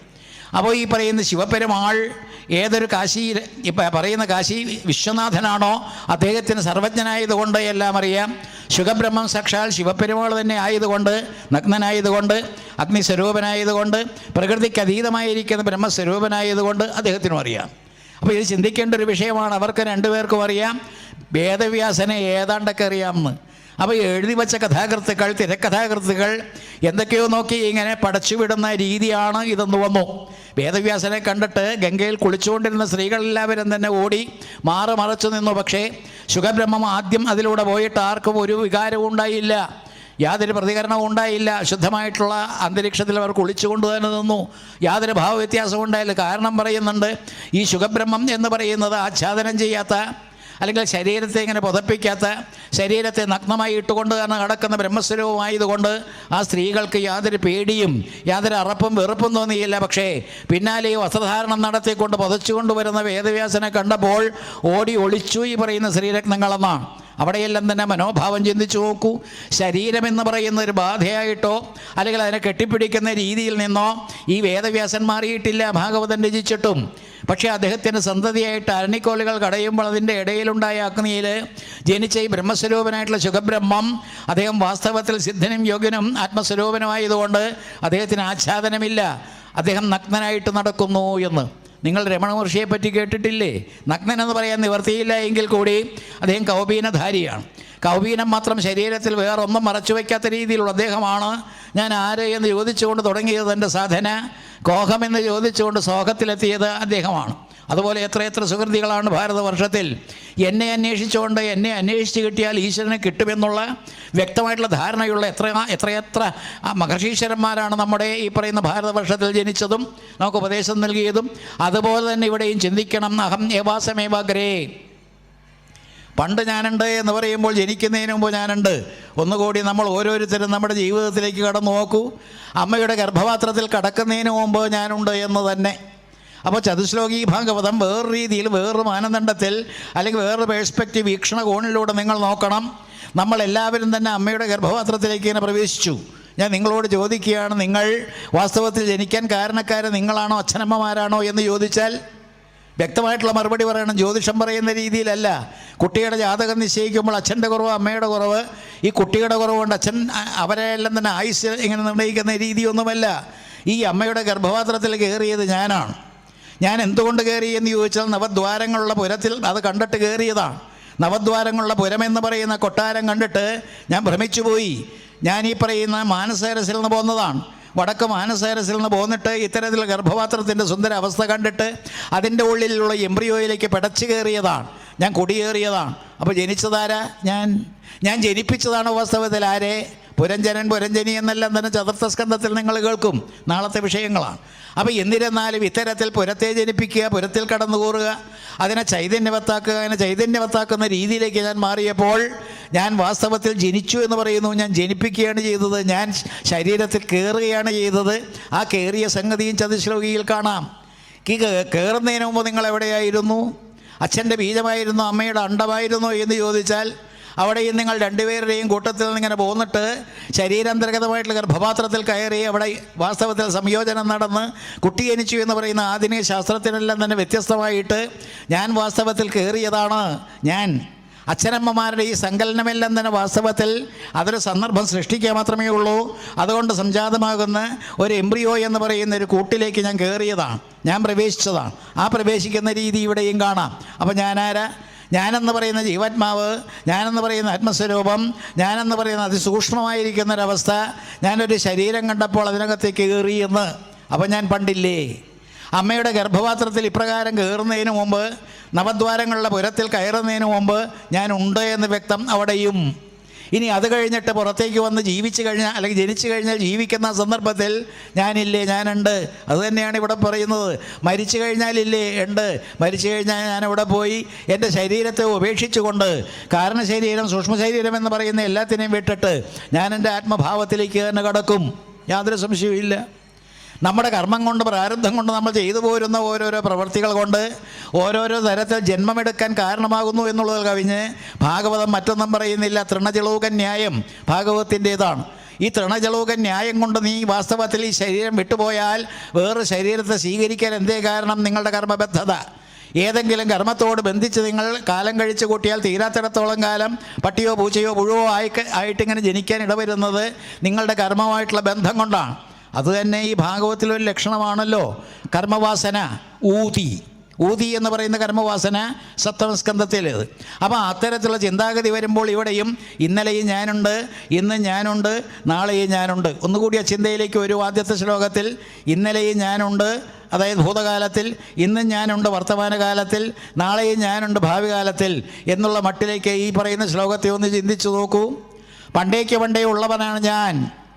ഒന്നുകൂടി നമുക്ക് ചിന്തിക്കാം. എഴുത്തച്ഛൻ്റെ മലയാള ഭാഗവതത്തിൽ ഈശനും പ്രപഞ്ചവും ദേശികൻ താനും ഞാനും ഈശൻ്റെ കാരുണ്യത്താൽ കേവലം ഒന്നായി കണ്ടേൻ, അന്നേരം മായാമയമായുള്ള ബഹുത്വങ്ങളൊന്നുമേ കാണുവാനില്ല, ഞാൻ ഒഴിഞ്ഞൊരേടത്തും എന്ന് പാടുന്ന പോലെ. അപ്പോൾ എന്നെ വിട്ടിട്ട് മറ്റാരെയും എങ്ങും കാണാനില്ല എന്ന് പറയുന്ന പോലെ എല്ലായിടത്തും ഒരേപോലെ വർത്തിക്കുന്ന ഞാൻ ഇന്നലെയുമുണ്ട്, ഇന്നുമുണ്ട്, നാളെയുമുണ്ട്, ഉണ്ടായേ മതിയാവും. അപ്പോൾ ഇവിടെ അഹം എന്ന് പറയുന്ന ഞാൻ, അതിൻ്റെ ബൃഹത്തായിരിക്കുന്നൊരു ഭാവം നമ്മൾ ചിന്തിച്ചുറപ്പിക്കണം. ഈഴവരായിട്ടും നായരായിട്ടും നമ്പൂരാരായിട്ടും നസ്രാണിയായിട്ടും മുസ്ലിമായിട്ടും അധപ്പതിക്കാതിരിക്കണം. നമ്മളെല്ലാവരും പറയുന്ന ശരീരത്തിൽ അടങ്ങിയിരിക്കുന്ന ജീവൻ എന്ന് പറയുന്ന ജാതി മതാതീതമാണെന്നുള്ള ചിന്തയിലേക്ക് വന്നം. അതിന് ജാതിയില്ല. അപ്പോൾ എല്ലാ തരത്തിലും അതിന് മതവുമില്ല. ശരീരം ഒരു ഗർഭപാത്രത്തിൽ ഇങ്ങനെ ഒരു കൊട്ടാരം കണ്ടപ്പോൾ, നവദ്വാരങ്ങളുള്ള പുരത്തെ കണ്ടപ്പോൾ കയറിയെന്ന് മാത്രം. അബദ്ധം പറ്റി, ജനിച്ചു. ഇനി ഒന്നുകൂടി നിങ്ങൾ ചിന്തിച്ചു നോക്കൂ. ഭഗവത്ഗീതയിൽ അതിസുന്ദരമായിട്ടുള്ളൊരു പ്രയോഗം 6-ാമത്തെ അധ്യായത്തിലോ മറ്റോ നിങ്ങൾ കാണുന്നത് ഈ പറയുന്ന നവദ്വാര പുരേ ദേഹി. വായിച്ചുണ്ടോ നിങ്ങളാവോ? നവദ്വാര പുരേ ദേഹി നൈവ കുറുവൻ ന കാരയൻ. ഈ നവദ്വാരങ്ങളുള്ളൊരു കൊട്ടാരത്തിൽ അല്ലെങ്കിൽ പുരത്തിൽ, ഒരു വീട്ടിൽ അവിടെ കഴിഞ്ഞുകൂടുന്ന ദേഹി എന്ന് പറയുന്ന ആത്മസ്വരൂപം, ദേഹത്തിൽ നിന്ന് വ്യതിരിക്തം ദേഹി. ആ ദേഹത്തിൽ നിന്ന് വ്യതിരിക്തമായിട്ടുള്ള ദേഹി അത് വാസ്തവത്തിൽ ഒന്നും ചെയ്യുന്നില്ല, യാതൊന്നും ചെയ്യിക്കുന്നില്ല എന്ന്. നവദ്വാര പുരേ ദേഹി നൈവ കുറുവൻ ന കാരയൻ. അപ്പം ഇത്തരത്തിലുള്ള ദേഹിയെപ്പറ്റി ചിന്തിക്കുമ്പോൾ ഇത് കയറിയതാണ്. ഈ ദേഹി എന്ന് പറയുന്ന ആത്മഭാവം അതിനൊരിക്കലും നാശമില്ലാത്തതുകൊണ്ട് അത് ഭൂതകാലത്തിലും വർത്തമാനകാലത്തിലും ഭാവി കാലത്തിലും എല്ലാ കാലത്തിലുമുണ്ട്. താരയോട് ശ്രീരാമൻ ചോദിക്കുന്നത് എന്താ? നിന്നുടെ ഭാര്യ, നിന്നുടെ ഈ പറയുന്ന ഭർത്താവ് ദേഹമോ ജീവനോ? നിൻ്റെ ഭർത്താവ് എന്ന് പറയുന്ന ഈ ബാലി വാസ്തവത്തിൽ ദേഹമാണോ ജീവനാണോ? ദേഹമാണോ ദേഹിയാണോ? ഇതാണ് ചോദ്യം. അപ്പോൾ എല്ലാ തരത്തിലും നമ്മൾ ദേഹി എന്ന് പറയുന്ന കൺസെപ്റ്റ്, ആത്മഭാവത്തെ നമ്മൾ ആർജിക്കാൻ വേണ്ടിയിട്ടാണ് ഭാഗവതം. ഒന്നുകൂടി നിങ്ങൾ ചിന്തിച്ചു നോക്കൂ. രാമായണത്തിൽ മറ്റൊരിടത്ത് പറയുന്നുണ്ട്, ദേഹം നിമിത്തം അഹംബുദ്ധി കൈക്കൊണ്ട് മോഹം കലർന്ന് ജന്തുക്കൾ നിരൂപിക്കും ബ്രാഹ്മണോഹം നരേന്ദ്രോഹം ആഢ്യോഹം എന്ന ആമ്രേഡിതം കലർന്നീടം ദശാന്തരെ ജന്തുക്കൾ ഭക്ഷിച്ച് കാഷ്ടിച്ചു പോകിലാം, വെന്ത് വെണ്ണീറെ ചമഞ്ഞു പോയിടിലാം, മണ്ണിന് കീഴെ കൃമികളായി പോകിലാം, നന്നല്ല ദേഹം നിമിത്തം മഹാമോഹം. അപ്പോൾ ഈ ശരീരത്തെയെല്ലാം തന്നെ നിഷ്കരണം ത്യജിക്കാനല്ല ഉപദേശം. ശരീരത്തെയെല്ലാം തന്നെ ഉപയോഗിച്ചുകൊണ്ട് മുന്നോട്ട് പോകാനാണ് ഉപദേശം. ഉപയോഗിച്ചുകൊണ്ട് യോഗാവസ്ഥയെ പ്രാപിക്കാനാണ് നിർദ്ദേശം. അത് വിനിയോഗിച്ചുകൊണ്ടും പ്രയോഗിച്ചുകൊണ്ടും യോഗാവസ്ഥയെ പ്രാപിക്കാനാണ് നിർദ്ദേശം. അപ്പോൾ എല്ലാ തരത്തിലും ശരീരം വൃത്തികെട്ടതാണെന്നല്ല പറയുന്നത്, ശരീരം ഉപയോഗിക്കാൻ വേണ്ടിയിട്ട് ഞാൻ എടുത്തതാണ്. എന്താണ് ആയുർവേദം പറഞ്ഞ് പഠിപ്പിക്കുന്നത്? ശരീരമദ്യം ഖലു ധർമ്മ സാധനം. നിങ്ങൾ പ്രവർത്തിക്കാൻ വേണ്ടിയിട്ട്, പൂജിക്കാൻ വേണ്ടിയിട്ട്, ആചരിക്കാൻ വേണ്ടിയിട്ട്, ഓരോരോ അനുഷ്ഠാനങ്ങൾക്ക് വേണ്ടിയിട്ട് ഓരോരോ കാര്യങ്ങൾ ചെയ്തു തീർത്തുകൊണ്ട് ധർമ്മത്തിൻ്റെ ആയാലും സത്യത്തിൻ്റെ ആയാലും എന്തായാലും അതിൻ്റെ ആചരണത്തിന് വേണ്ടിയിട്ട് കിട്ടിയിരിക്കുന്ന ശരീരത്തെ നമ്മൾ ഉപയോഗിക്കണം. ധർമ്മസാധനമാണ്. ധർമ്മം, കർമ്മം, വളരെ ഉജ്ജ്വലമായിട്ടുള്ള വ്യാഖ്യാനങ്ങൾ അതിനാവശ്യമാണ്. ഏതായാലും ധർമ്മം ചെയ്യാനുള്ളൊരു ധർമ്മവിഗ്രഹമാണ് ഈ ശരീരം. ഈശ്വരൻ തന്നെയാണ് ധർമ്മം. ധർമ്മം സമം ഈശ്വരൻ ബ്രഹ്മം എന്നുകൂടി നിങ്ങൾക്ക് കാണാൻ കഴിയും. അതാധോ ബ്രഹ്മജിജ്ഞാസ എന്ന് പറയുന്ന പോലെ അതാധോ ധർമ്മജിജ്ഞാസ. ആ ധർമ്മം ചെയ്തു തീർക്കാൻ വേണ്ടിയിട്ടുള്ള ശരീരമാണ്. ഈ ശരീരം എന്ന് പറയുന്നത് വാസ്തവത്തിൽ ഉപയോഗിക്കണം. പക്ഷേ ശരീരാന്തർഗതമായിട്ട് നാം എന്ന് പറയുന്ന ഈ ജീവാത്മാവ് അല്ലെങ്കിൽ പരമാത്മാവിൻ്റെ പ്രതിബിംബം ആയിരിക്കുന്ന ആത്മാവ് ഇന്നലെയും ഇന്നും നാളെയും എന്നും ഉണ്ട് എന്ന് പ്രഖ്യാപിക്കുന്നതാണ് ആദ്യത്തെ ശ്ലോകം. അത് ഞാൻ. ഒരേ ഒരു റിക്വസ്റ്റ് മാത്രമേ ഉള്ളൂ. ചെറുപ്പം മുതലേ എല്ലാത്തരം മൂർത്തികളെയും ഉപാസിച്ച് 10-24 മൂർത്തികളെ, മന്ത്രമൂർത്തികളെയെല്ലാം തന്നെ ഉപാസിച്ച് എല്ലാവരെയും കൊണ്ടു നടക്കുന്നൊരു വ്യക്തി എന്നുള്ള മട്ടിൽ ഞാൻ പറയുകയാണ്. അവരെ എല്ലാവരും തമ്മിൽ യോജിപ്പിക്കാൻ കഴിഞ്ഞാൽ, ഒരു മൂശയിലിട്ട് ഉരുക്കിക്കൊണ്ട് ഈ പറയുന്ന എല്ലാ ഗണപതി, ഭഗവതി, ഇത്തരത്തിലുള്ള ദേവീ ദേവന്മാരെ എല്ലാവരെയും ഉരുക്കാൻ കഴിഞ്ഞാൽ, എൻ്റെ ഗണപതി കുണ്ടത്തിൽ രാവിലെ ഞാൻ ഹോമിക്കുമ്പോൾ സകല ദേവതകൾക്കും അജാഹൂതി നടത്തുമ്പോൾ എൻ്റെ ചിന്ത ഇത്തരത്തിലാണ്. ഇവരെ എല്ലാവരെയും കൂടി സമന്വയിപ്പിക്കാൻ കഴിഞ്ഞാൽ, ഇവരെ എല്ലാവരെയും ഉരുക്കിക്കൊണ്ട് നമ്മൾ പഞ്ചലോഹം കൊണ്ടൊരു പ്രതിമ നിർമ്മിക്കുന്ന പോലെ, അല്ലെങ്കിൽ അതുപോലെ വ്യത്യസ്ത ലോഹങ്ങളെല്ലാം തന്നെ ഉരുക്കി ചേർത്തൊരു പ്രത്യേക വിഗ്രഹം സൃഷ്ടിക്കുന്ന പോലെ ഒന്നിപ്പിക്കാൻ കഴിഞ്ഞാൽ അവിടെയാണ് സനാതനധർമ്മം, അവിടെയാണ് നമ്മുടെ ധർമ്മം, ആർഷ സംസ്കാരം. പിടുത്തം കിട്ടുന്നുണ്ടോ? അതിനെന്ത് വേണം? ഞാനാണ് ഈ പറയുന്ന നാരായണൻ, ഞാനാണ് ഈ പറയുന്ന ബ്രഹ്മാവ്. ഈ ബ്രഹ്മാവും നാരായണനും തമ്മിൽ വ്യത്യാസമില്ല. ഒന്നുകൂടി കടക്കൂ. ബ്രഹ്മാവിൻ്റെ ഹൃദയത്തിലാണ് അല്ലെങ്കിൽ ഉള്ളിലാണ് ഈ പറയുന്ന പരമേശ്വരൻ സാക്ഷാൽ. നാരായണനെന്ന് വരാഹാവതാരം വന്നപ്പോൾ നിങ്ങൾ കണ്ടില്ലേ? വരാഹാവതാരത്തിൽ അകത്തുകൂടി കൊള്ളുന്ന ഈശ്വര സ്വരൂപം നാരായണനാണ് പന്നിയുടെ വേഷം കെട്ടി പുറത്തേക്ക് വന്നത്. അപ്പോൾ തൻ്റെ ഉള്ളിലുള്ള വിഷ്ണു തന്നെയാണ് തപസ്സനുഷ്ഠിച്ചപ്പോൾ പുറത്തേക്ക് വന്ന് മുഖാമുഖമായത്. അപ്പോൾ ഈശ്വരൻ എന്ന് പറയുന്നത് എൻ്റെ ഉള്ളിലുള്ള ആ ചൈതന്യത്തെ നമ്മൾ പുറത്തേക്ക് എടുക്കുന്നു. പുറത്ത് ഇങ്ങനെ നിന്നിട്ട് മുഖാമുഖമാകുന്നു. ധ്രുവൻ്റെ കഥ വരുമ്പോൾ നിങ്ങൾ കാണുന്നത് എന്താ? ധ്രുവൻ ഓം നമോ ഭഗവതേ വാസുദേവായ എന്ന് വളരെ ശക്തമായിട്ടുള്ളൊരു തപസ്സനുഷ്ഠിച്ച ഒടുവിൽ ഭഗവാൻ ഇങ്ങനെ കണ്ണടച്ച് ധ്യാനിച്ചുകൊണ്ട് അകത്ത് കണ്ടുകൊണ്ടിരുന്ന ഭഗവാനെ അകത്ത് കാണാട്ടമറ്റ് വന്നപ്പോഴേക്ക് കണ്ണു തുറന്നപ്പോൾ പുറത്ത് നിൽക്കുകയാണ്. കാരണം എന്താ? ഈശ്വരൻ അന്തര്യാമിയുമാണ്, ബഹിർയാമിയുമാണ്. ഈശ്വരൻ എന്നിലുമുണ്ട്, നിങ്ങൾ ഓരോരുത്തരിലുമുണ്ട്, എവിടെയുമുണ്ട്, ഇവിടെയുമുണ്ട്, അവിടെയുമുണ്ട്. അപ്പോൾ എല്ലാ തരത്തിലും എല്ലായിടത്തുമുള്ള ഈശ്വരനെ അകത്തിങ്ങനെ ധ്യാനിച്ചു കൊണ്ടിരിക്കുന്ന അവസ്ഥ പെട്ടെന്നിങ്ങനെ പുറത്തേക്ക് പോയി എന്ന് കണ്ടപ്പോൾ അവിടെയും ഭ്രമിക്കാനില്ല. അതാണ് ഈശ്വരതത്വം. അങ്ങനെ ഈശ്വരൻ അകത്തുകൂടി കൊള്ളുന്ന ആ ഈശ്വരനെ രൂപം കൽപ്പിച്ചുകൊണ്ടോ അല്ലെങ്കിൽ രൂപം എടുത്തുകൊണ്ടോ പുറത്തേക്ക് വരുന്ന പോലെ ഇവിടെയും അന്നും ഇന്നും ഉള്ള ഞാൻ ആര് എന്ന് ചോദിച്ചാൽ ആ ഈശ്വരൻ അകത്തുകൂടി കൊള്ളുന്ന ചൈതന്യം, അകത്തുകൊള്ളുന്ന ഞാനെന്ന ചൈതന്യം, ഞാൻ തന്നെ എന്ന് തത്വമസി എന്ന് പറയുന്ന വാക്യം കൊണ്ട് ഉദ്ദേശിക്കുന്നതല്ലേ? തത്വമസി എന്ന് പറയുന്നതെല്ലാം തന്നെ ഇപ്പോൾ 2 മാസക്കാലത്ത് ശബരിമല ദർശനത്തോടുകൂടി പൂർത്തീകരിച്ചു. ഇപ്പോൾ അവിടെ പണം എണ്ണി തിട്ടപ്പെടുത്തുകയാണ്. ഇനി പാളിയുടെ കാര്യമൊന്നും അറിഞ്ഞുകൂടാ. അപ്പോൾ എല്ലാ തരത്തിലും ഈ പറയുന്ന രീതിയിൽ അവിടെ തത്വമസി എഴുതി വച്ചിട്ട് വർഷങ്ങളേറെയായി. സ്വാമി ചിന്മയാനന്ദനാണത് പ്രദർശിപ്പിച്ചു വച്ചത്. ഈ ചിന്മുദ്ര പിടിച്ചിരിക്കുന്ന അദ്ദേഹത്തിൻ്റെ മുദ്രയിൽ എന്താണ് നമ്മളെ പഠിപ്പിക്കുന്നതെന്ന് ചോദിച്ചാൽ തത്വമസി അത് നീയാകുന്നു. അതുതന്നെയാണ് ഇവിടെ പറയുന്നത്, ഇവിടെ പഠിക്കേണ്ടതും. ഭഗവാൻ നാരായണൻ ബ്രഹ്മദേവനോട് ഞാനേ ഉള്ളൂ, പണ്ടേ ഉള്ളൂ, ഇന്നും ഉള്ളൂ, നാളെയും ഉള്ളൂ എന്നെല്ലാം തന്നെ പറയുന്ന ഞാൻ വാസ്തവത്തിൽ ബ്രഹ്മാവാണെന്നും ആ ബ്രഹ്മാവ് തന്നെയാണ് നാരായണനെന്നും നാരായണനും ബ്രഹ്മാവും തമ്മിൽ ഭേദമില്ല എന്നുള്ള ചിന്തയിലേക്ക് വരണം. കേട്ടോ നിങ്ങൾ?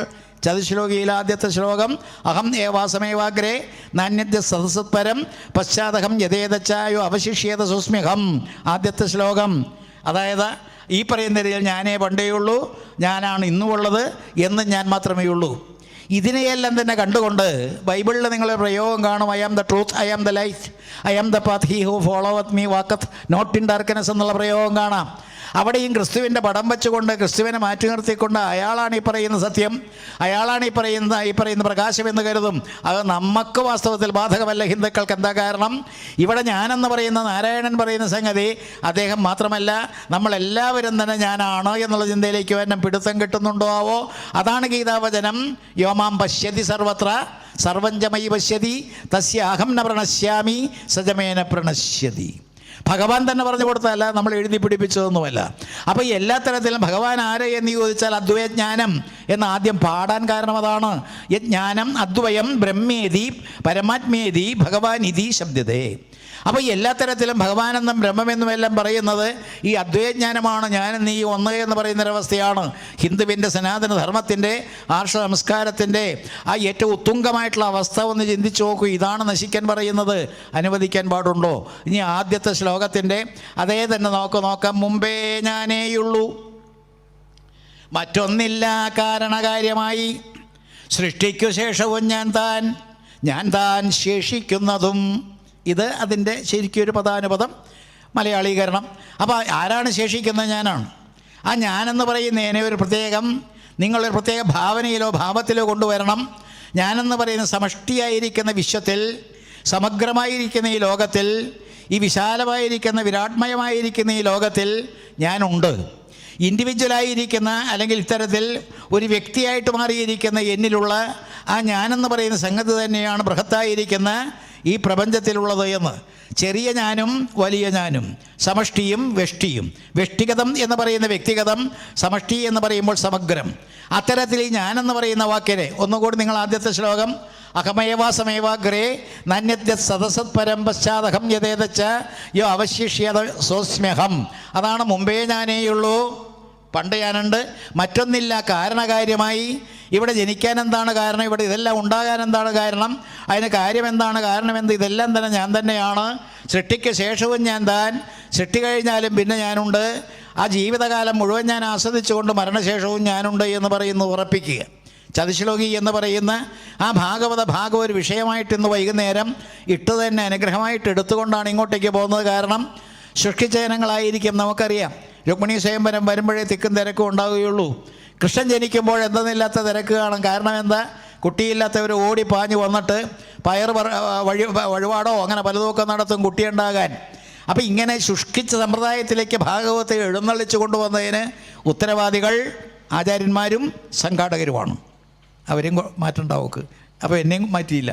അപ്പോൾ ഇത്തരത്തിൽ നമ്മൾ ശുഷ്കിച്ച രീതിയിലേക്ക് ഇതിനെ കൊണ്ടുപോയിട്ട് പൊള്ളയായിട്ടൊരു കിതാബ് എന്നുള്ള മട്ടിലേക്ക് അധപ്പതിപ്പിച്ചതാണ് പ്രധാന.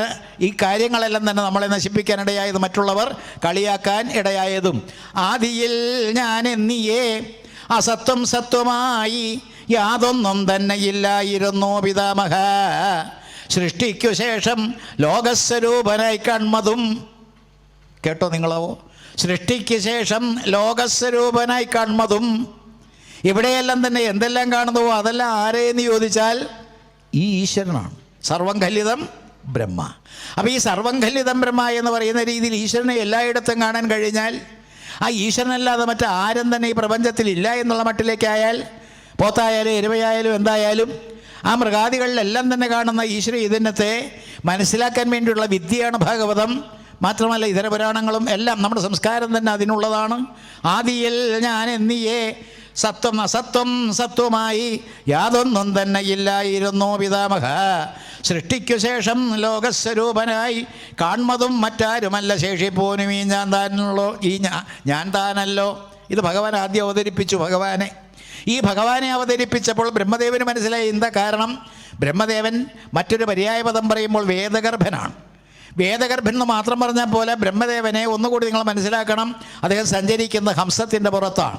ഹംസം എന്ന് പറയുന്ന സോഹം എന്ന് പറയുന്നതിൽ നിന്ന് ഉരുത്തിരിഞ്ഞാണ് ഹംസം. ഹംസപദവി എന്ന് പറഞ്ഞാൽ ഹംസമായാലും ജീവഹംസമായാലും ആ ഹംസപദവി എന്ന് പറയുന്ന ആത്മപദവിയാണ്. അപ്പോൾ ബ്രഹ്മദേവൻ സഞ്ചരിക്കുന്ന ഹംസത്തിന് പ്രാധാന്യം കൊടുക്കുക. അദ്ദേഹം വേദഗർഭനായതുകൊണ്ട് വേദമെല്ലാം തന്നെ ഉരുത്തിരിഞ്ഞ അദ്ദേഹത്തിൽ നിന്നാണ്. ശ്രദ്ധിക്കുക. അങ്ങനെ എല്ലാം കൊണ്ടും പ്രാധാന്യമറിയിക്കുന്ന ബ്രഹ്മദേവന് ഉപദേശം കൊടുക്കുമ്പോൾ ഈ നാരായണൻ പറയുന്ന സാക്ഷാൽ പിതാവ്, ഇദ്ദേഹത്തിൻ്റെ പിതാവ് പറയുന്ന സംഗതി വ്യക്തമായിട്ടും ധരിക്കാനുള്ളൊരു കഴിവ് ഈ ബ്രഹ്മദേവനുണ്ട്. സൃഷ്ടികർത്തൃത്വം വഹിക്കാൻ വേണ്ടി തുടങ്ങുന്ന അദ്ദേഹം തപസ്സനുഷ്ഠിച്ചുകൊണ്ടാണ് ഇതിനകത്തേക്ക് കടക്കുന്നത്. തപസ്സിൻ്റെ പരിണതഫലമായിട്ടാണ് ഭഗവാന്റെ ഈ പറയുന്ന സ്വരൂപത്തെ കാണുന്നത്, അല്ലെങ്കിൽ സഗുണ രൂപത്തെ കാണുന്നത്.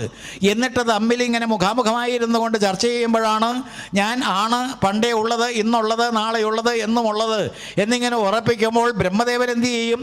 ഈ ബ്രഹ്മദേവൻ തന്നെ അറിവിൻ്റെ ഇരിപ്പിടമായതുകൊണ്ട് ഞാൻ എന്നുമുണ്ട് എന്നിങ്ങനെ ഉറപ്പിക്കണം. നിങ്ങളും ഉറപ്പിക്കണം.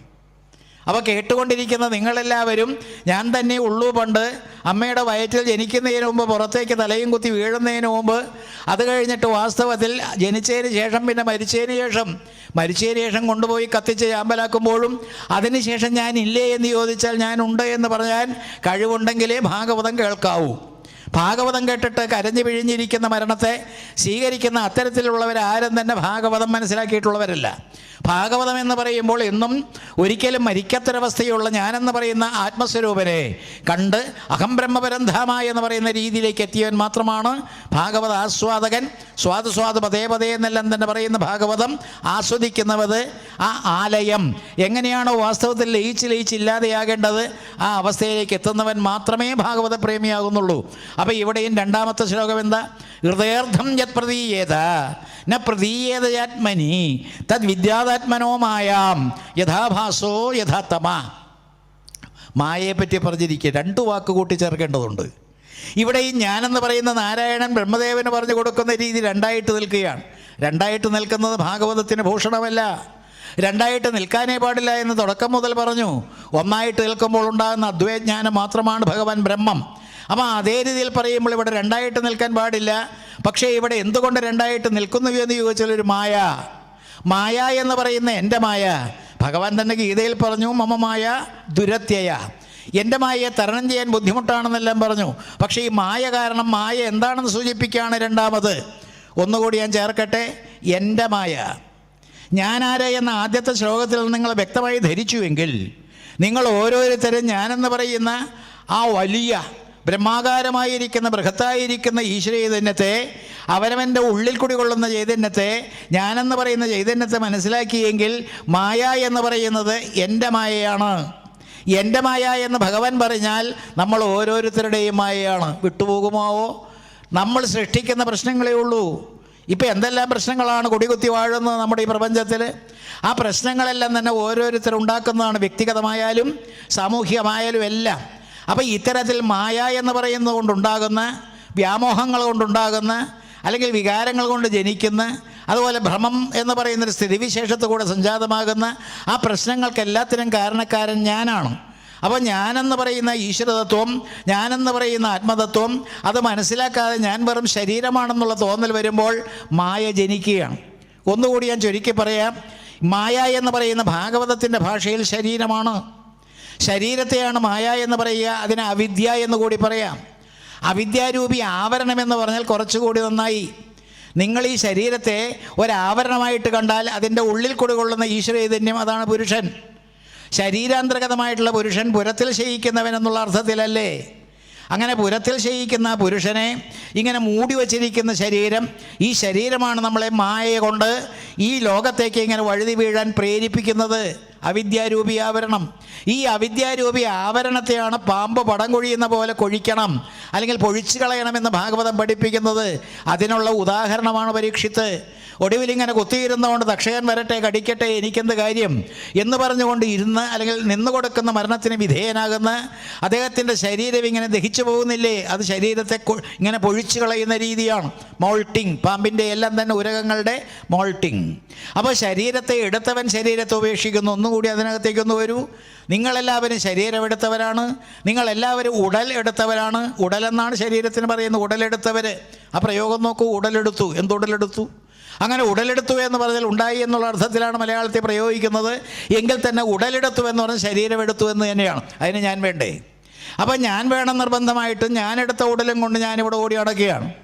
ആ എടുത്ത ആ ഉടൽ എടുത്ത ഞാൻ വാസ്തവത്തിൽ ശരീരമല്ല, അത് ആത്മസ്വരൂപമാണ് എന്നുള്ള രീതിയിൽ ഞാൻ എന്ന് പറഞ്ഞുകൊണ്ടാണ് എൻ്റെ മായയെപ്പറ്റി പറയുന്നത്.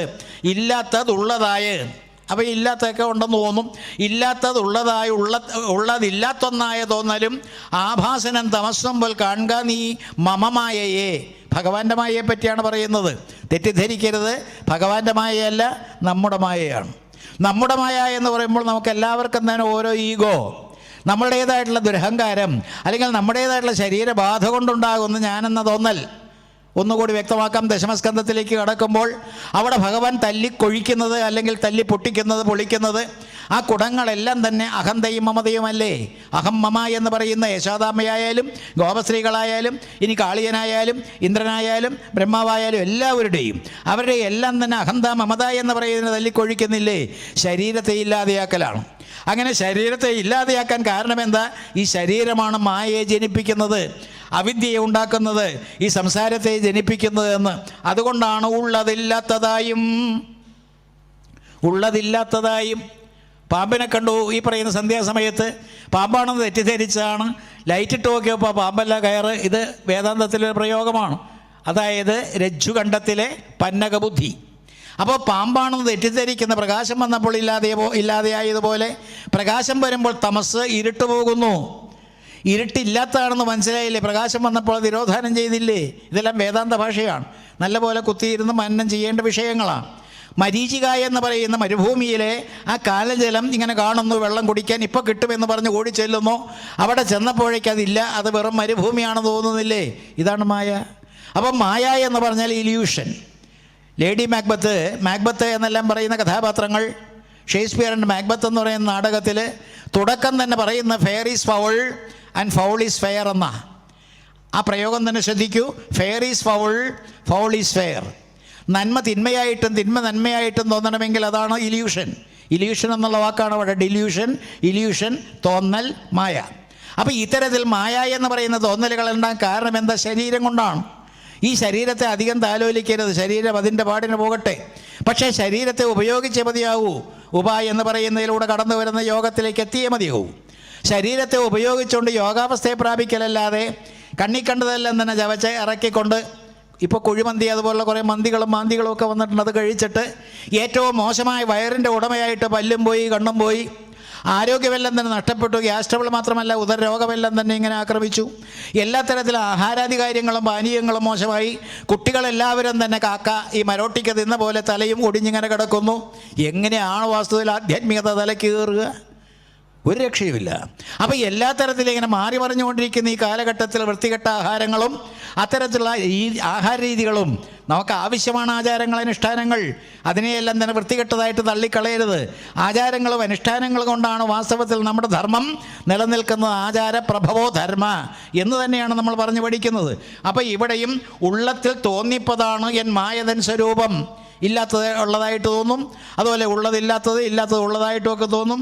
കണ്ണാടിയിലെ ഛായ വാസ്തവ രൂപമെന്നും മണ്ഡലസ്തമം തമസില്ലെന്നും തോന്നും പോലെ. അപ്പോൾ വെറും തോന്നൽ.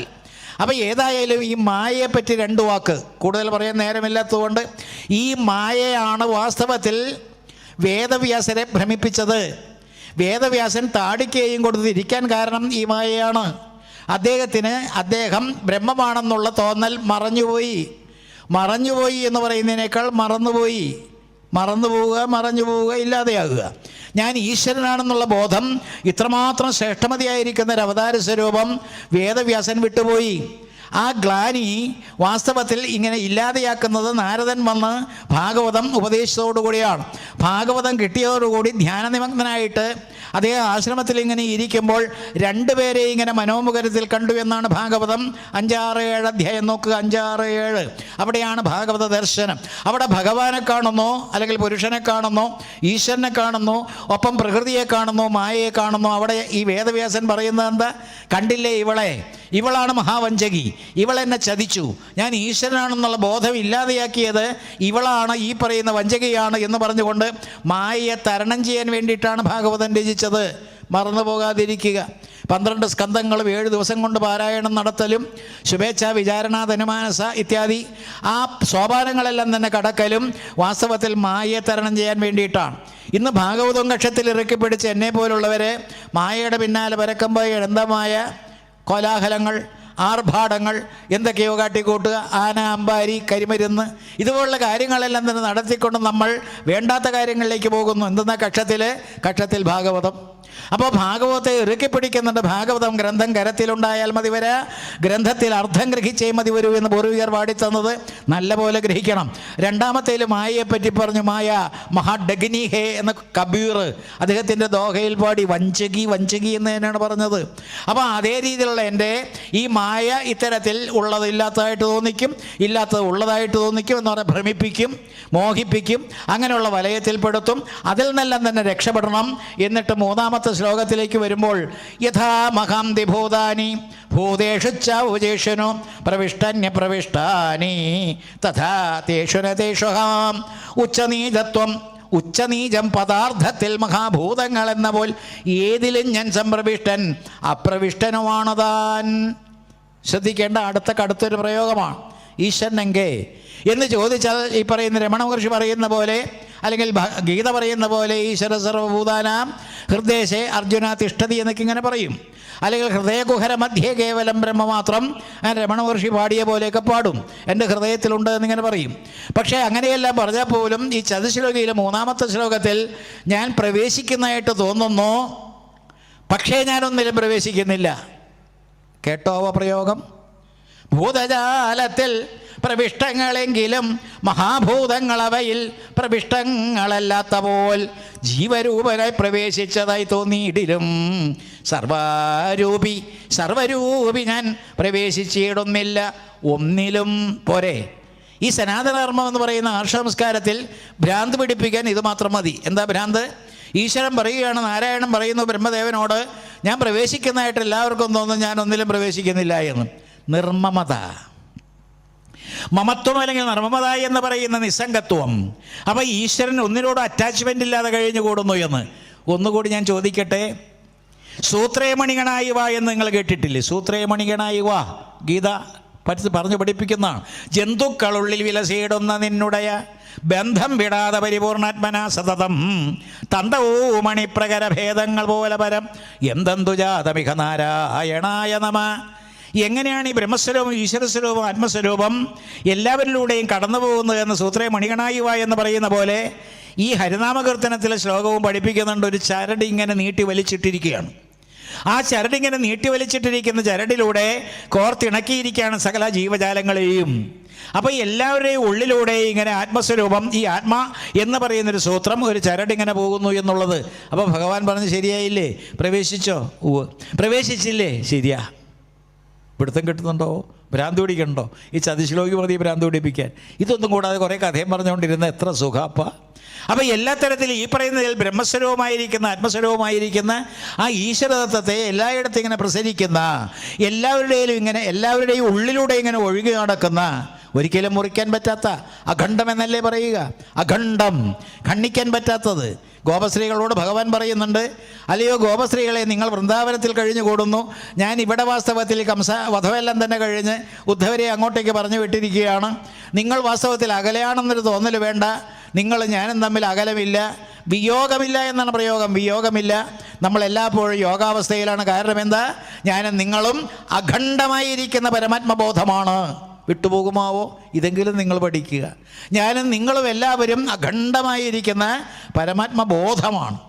നമ്മളെ സംബന്ധിച്ചിടത്തോളം കോൺഷ്യസ്നെസ് എന്ന് പറയുന്ന അവബോധമാണ് ഈശ്വരൻ. കൃഷ്ണൻ ജനിച്ചില്ല എന്ന് ഇടമറുക പറഞ്ഞപ്പോൾ നമുക്കൊന്നും തോന്നിയില്ല. ക്രിസ്തു ജനിച്ചില്ല എന്ന് പറയുമ്പോൾ മെക്കെട്ട് കയറാൻ വരും. അപ്പോൾ ഇത്തരത്തിൽ കൃഷ്ണൻ ജനിച്ചു എന്ന് പറഞ്ഞാലും വിരോധമില്ല, ജനിച്ചില്ല എന്ന് പറഞ്ഞാലും വിരോധമില്ല. കെട്ടുകഥകളാണെന്ന് പറഞ്ഞാലും ഒട്ടും ഞങ്ങൾക്ക് യാതൊരു പ്രശ്നമില്ല. മിഥ്യ എന്ന് സ്പീക്കർ 100 പ്രാവശ്യം പറഞ്ഞാലും നമുക്ക് കുഴപ്പമൊന്നുമില്ല. അപ്പോൾ എല്ലാ തരത്തിലും ഇതെല്ലാം തന്നെ അംഗീകരിച്ചുകൊണ്ട് അതനുസരിച്ചുകൊണ്ട് പോകുന്ന കൂട്ടരാണ് നമ്മൾ ആർഷസംസ്കാരികൾ. അപ്പോൾ ഇവിടെയും വാസ്തവത്തിൽ ഒന്ന് ആലോചിച്ച് നോക്കും, കയറിയില്ല എന്നാൽ കയറി.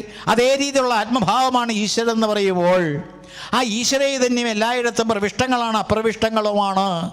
പ്രവേശിച്ചായി തോന്നും പ്രവേശിക്കുന്നില്ല എന്ന് പറയുന്ന രീതിയിൽ മൂന്നാമത്തെ ശ്ലോകത്തിൽ നമ്മളെ കൊണ്ടുവന്ന് എത്തിച്ചിട്ട്, അപ്പോൾ ഈശ്വര സാന്നിധ്യം സർവത്ര ഉണ്ടെങ്കിൽ തന്നെ ഒരു കാര്യം വളരെ വ്യക്തമായിട്ട് ഞാൻ ചെറുപ്പകാലത്ത് ഞാൻ പഠിച്ചത്, അപ്പം കഷ്ണിക്കുന്ന പോലെ അല്ലെങ്കിൽ അലുവ ഇങ്ങനെ മുറിക്കുന്ന പോലെ അത്തരത്തിൽ മുറിക്കാൻ പറ്റുന്ന ഒന്നല്ല ആത്മാവെന്ന് ചെറുപ്പകാലത്ത് പഠിച്ചു.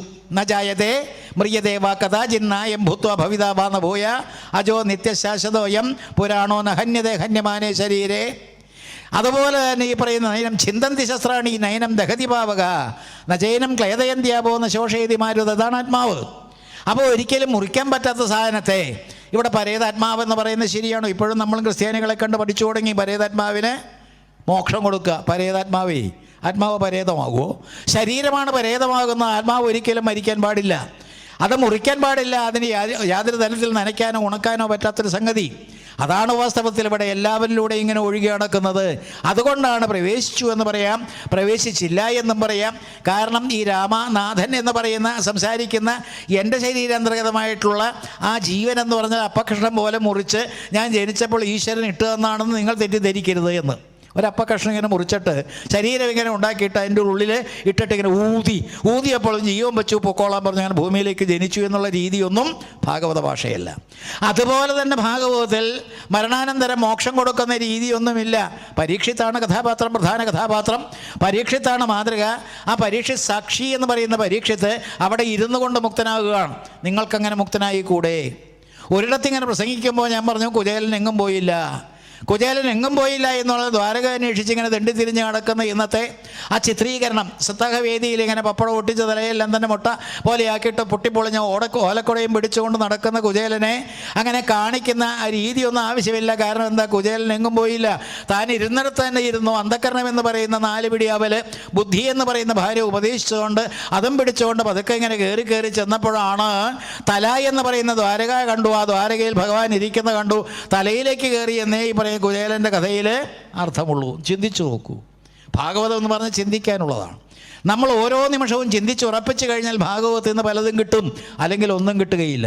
അപ്പോൾ അതേ രീതിയിൽ നിങ്ങളും ഈ പറയുന്ന ഈശ്വരനെ തേടി ഇങ്ങനെ അലഞ്ഞിരിഞ്ഞ് അടക്കേണ്ട കാര്യമില്ല. അവിടെയുമില്ല ഇവിടെയുമില്ല ഈശ്വരൻ എന്ന് പറയേണ്ട കാര്യമില്ല. കാരണം എന്താ? ഈശ്വരൻ എവിടെയാ? നോവെയർ. ഈ നോവെയർ എന്ന് പറയുന്നത് വെട്ടിത്തിരുത്തിയിട്ട് നൗ എന്ന W ഇങ്ങോട്ടേക്ക് മാറ്റിയാൽ നൗ ഹിയർ എന്നാകും. ഈശ്വരൻ നോവെയർ, പക്ഷേ നൗ ഹിയർ. അതേ പറയുന്ന നോവെയർ അതൊന്ന് മുറിക്കുന്നത് ശ്രദ്ധിച്ചാൽ മതി. എന്നോ എന്നുള്ളതിൻ്റെ കൂടെ W ചേർത്തിട്ട് ബാക്കി വായിച്ചാൽ നൗ ഹിയർ. ചിന്തിക്കുക. അങ്ങനെ എല്ലാ തരത്തിലും ഇവിടെ, പ്രത്യേകിച്ച് ഇവിടെ ഇരുന്ന് പറയുമ്പോൾ ഒരു ഊർജ്ജസ്വലമായിരിക്കുന്ന അവസ്ഥ വരാൻ കാരണം എൻ്റെ 81 മുതൽ നിതാന്തം ഞാൻ സേവിച്ചു കൊണ്ടിരിക്കുന്ന മഹാഗണപതി, ആ ഗണപതിയുടെ സാന്നിധ്യം തന്നെ വിരാജിച്ചിരുന്ന ഇവിടെ മള്ളിയൂർ എന്ന് പറയുന്ന യശശരീരനായിട്ടുള്ള മഹാനുഭാവൻ ഭാഗവതത്തെയെല്ലാം തന്നെ ഭാഗവതമായി മാറിയ പരിണമിച്ച സാക്ഷാൽ ശ്രീകൃഷ്ണ പരമാത്മാവ് തന്നെയായി തീർന്ന അദ്ദേഹത്തിൻ്റെ സാന്നിധ്യത്തിൽ ഇതെല്ലാം പറഞ്ഞു മതിയാവൂ. വെറുതെ വായിച്ചിങ്ങനെ സമയം മെനക്കെടുത്തുന്ന രീതി പോരാ. 4-ാമത്തേത് നോക്കൂ. ഏതാവദേവ ജിജ്ഞാസ്യം തത്വജിജ്ഞാസുനാത്മന അന്വയം വ്യതിരേകാഭ്യാം യസ്യാത് സർവത്ര സർവദാ. തത്വജിജ്ഞാസുവായോൻ. തത്വജിജ്ഞാസു എന്താ തത്വം എന്ന് തുടക്കത്തിൽ പറയുന്നുണ്ട്. വദന്തി തത്വവിത് തത്വം യജ്ഞാനം അദ്വയം ബ്രഹ്മേതി പരമാത്മേതി ഭഗവാൻ ഇതി ശബ്ദതേ. ഭാഗവത്തിൽ തന്നെ പറയുന്നുണ്ട് തത്വജ്ഞാസുകൾ. തത്വജിജ്ഞാസുവായോനറിഞ്ഞിരിക്കേണ്ടെന്ന് ഇത്ര മാത്രമേയുള്ളൂ. ചിന്തിച്ച് നോക്കിയിടുകിൽ അന്വയ വ്യതിരേകമട്ടിൽ എപ്പോഴും എങ്ങും അന്യൂനം ഇരിപ്പതേത്. അതാണ് ആത്മസ്വരൂപം. അന്യൂനം, യാതൊരു കുറവുമില്ലാതെ എല്ലായിടത്തും എപ്പോഴും ഇരിക്കുന്ന സംഗതി എന്താ? ആത്മാവ്. നിങ്ങൾ ഇരിക്കുന്നവരെങ്കിലും അതൊന്ന് വാസ്തവത്തിൽ ഉൾക്കൊള്ളുക. അപസനാതനമാകും. ഇവിടെ ഇരിക്കുന്ന ഭാര്യാഭർത്താക്കന്മാരെന്ന് പറയുന്നവൻ 2 ആണെന്ന് 2 അക്കൗണ്ട്.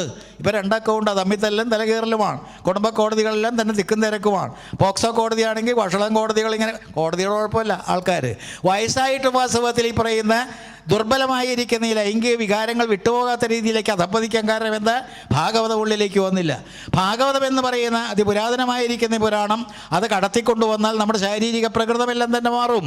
നമ്മളെല്ലാവരും തന്നെ ആത്മീയമായിട്ട് ഉന്നമനം, ആത്മീയത എന്ന് പറഞ്ഞാൽ ചന്ദനം തൊടലോ എൻ്റെ കൂട്ടി താടി വളർത്തലോ കണ്ണി കണ്ട മാലകളെല്ലാം തന്നെ കഴുത്തിലാണെങ്കിലോ അല്ല.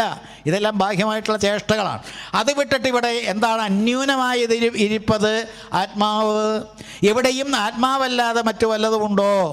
ആത്മാവാസ്യമിതം സർവം എന്നൊരു പ്രയോഗം ഭാഗവത്തിൽ 8ാം സ്കന്ധത്തിൽ കാണാം. ഞാൻ നിർത്തുകയാണ്.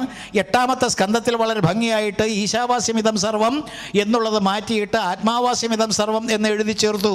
അതായത് ഈശ്വരൻ സമം ആത്മാ. ആത്മാ എന്ന് പറയുന്നത് ഓമിത്യേകാക്ഷരം ബ്രഹ്മ എന്ന് മറ്റൊരിടത്ത്, എല്ലായിടത്തും ആത്മാവല്ലാതെ മറ്റേ യാതൊന്നുമില്ല എന്നുള്ള രീതിയിൽ വരുമ്പോൾ ആ ആത്മാവ് വസിക്കുന്ന സ്ഥലമാണ് ഇവിടെ എന്ന് പറയുമ്പോൾ അന്യൂനമായിട്ട് യാതൊരു ഏറ്റക്കുറച്ചിലുമില്ലാതെ എല്ലായിടത്തും ഒരുപോലെ വർത്തിക്കുന്നത് എന്താ? ആത്മാവാണ്, ആത്മാവല്ലാതെ മറ്റേ യാതൊന്നും ഇവിടെയില്ല. നിങ്ങൾ ഇരിക്കുന്നവരും ഞാനും എല്ലാവരും തന്നെ ആത്മസ്വരൂപന്മാരാണ്. വേറിട്ട് ചിന്താഗതി ഒരിക്കലും പാടില്ല, ഭേദബുദ്ധി പാടില്ല. അഭേദമായിരിക്കുന്ന ഒരു മനസ്ഥിതി ഉണ്ടാക്കിയെടുക്കണം. അതാണ് അദ്വൈതം. ആ അദ്വൈത ചിന്താഗതി ഊട്ടി ഉറപ്പിക്കാൻ വേണ്ടിയിട്ടാണ് ഈ പറഞ്ഞ ചതുശ്ലോകി ഭാഗവതം തുടക്കത്തിലിട്ടത്. അതെല്ലാം തന്നെ ഇങ്ങനെ വായിച്ചു പോകും. അതൊന്നും ഗൗരവത്തോടു കൂടി എടുക്കുകയില്ല. മണിക്കൂറുകളോളം ഇരുന്ന് സാധിച്ചെടുക്കേണ്ട ഒരു സംഗതിയാണ് ഇതിൽ പറഞ്ഞിട്ടുള്ളത്. എന്താ സാധിച്ചെടുക്കേണ്ടത്? നമ്മൾ സാധന അനുഷ്ഠിച്ചുകൊണ്ട് ഉപാസന ചെയ്തുകൊണ്ട് ഈ പറഞ്ഞ സംഗതികളെല്ലാം തന്നെ ഉള്ളിലേക്ക് കടത്തിക്കൊണ്ടുവന്ന് ആ സാധനയിലൂടെ സാക്ഷാത്കാരത്തിൻ്റെ പദവി നമ്മൾ നേടിയെടുക്കണം. ഭാഗവതം അതിനുള്ളതാണ്. ഒടുവിൽ അഹം ബ്രഹ്മപരന്ധാമ എന്ന് വെറുതെ പാടിക്കൊണ്ട് ഓടിപ്പോയിട്ടെന്താ കാര്യം? അവസാനം ഈ സംഗ്രഹമൊക്കെ വായിച്ച് എല്ലാ തരത്തിലും ഓ ഹരേ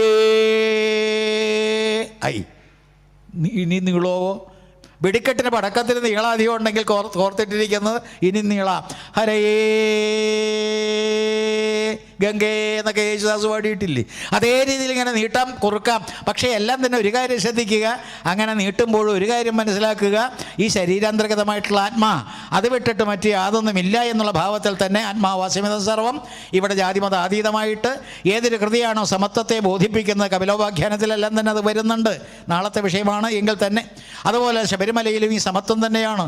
സമത്വമില്ലാത്തൊരു യോഗ നമുക്കില്ല. സമത്വം യോഗമുച്ചതേ എന്ന് പറഞ്ഞതും ഭഗവാനാണ്. ഈ സമത്വം എന്ന് പറയുന്നത് വൈദിക സമ്പ്രദായ പ്രകാരം ഋഗ്വേദത്തിലെ അവസാനത്തെ ഈ പറയുന്ന സമാനീവ ആകൂതി സമാന ഹൃദയാനിവ സമാനമസ്തുവോ മനോ എന്ന് പറഞ്ഞ് അവസാനിപ്പിക്കുന്ന ഏകവചന സൂക്തത്തിലുള്ള ആ സമാനമായിരിക്കുന്നൊരവസ്ഥയാണ്.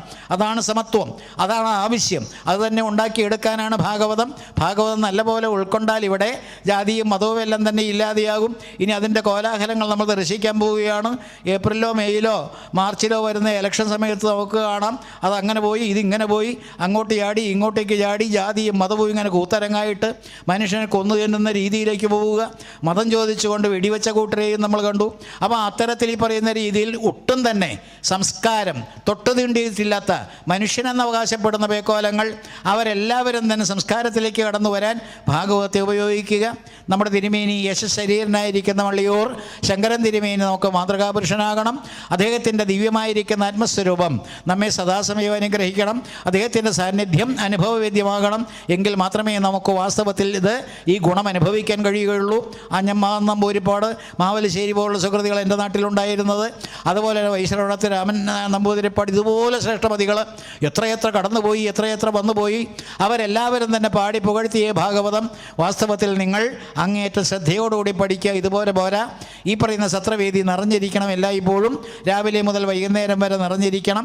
എന്നെ സംബന്ധിച്ചിടത്തോളം ഇവിടെ ഓടി വരിക എന്ന് പറഞ്ഞാൽ ആൾക്കാരുണ്ടാകുമെന്ന് കരുതിയിട്ടല്ല. വിളിച്ചാൽ ഓടി വരും, അതെൻ്റെ ജോലി.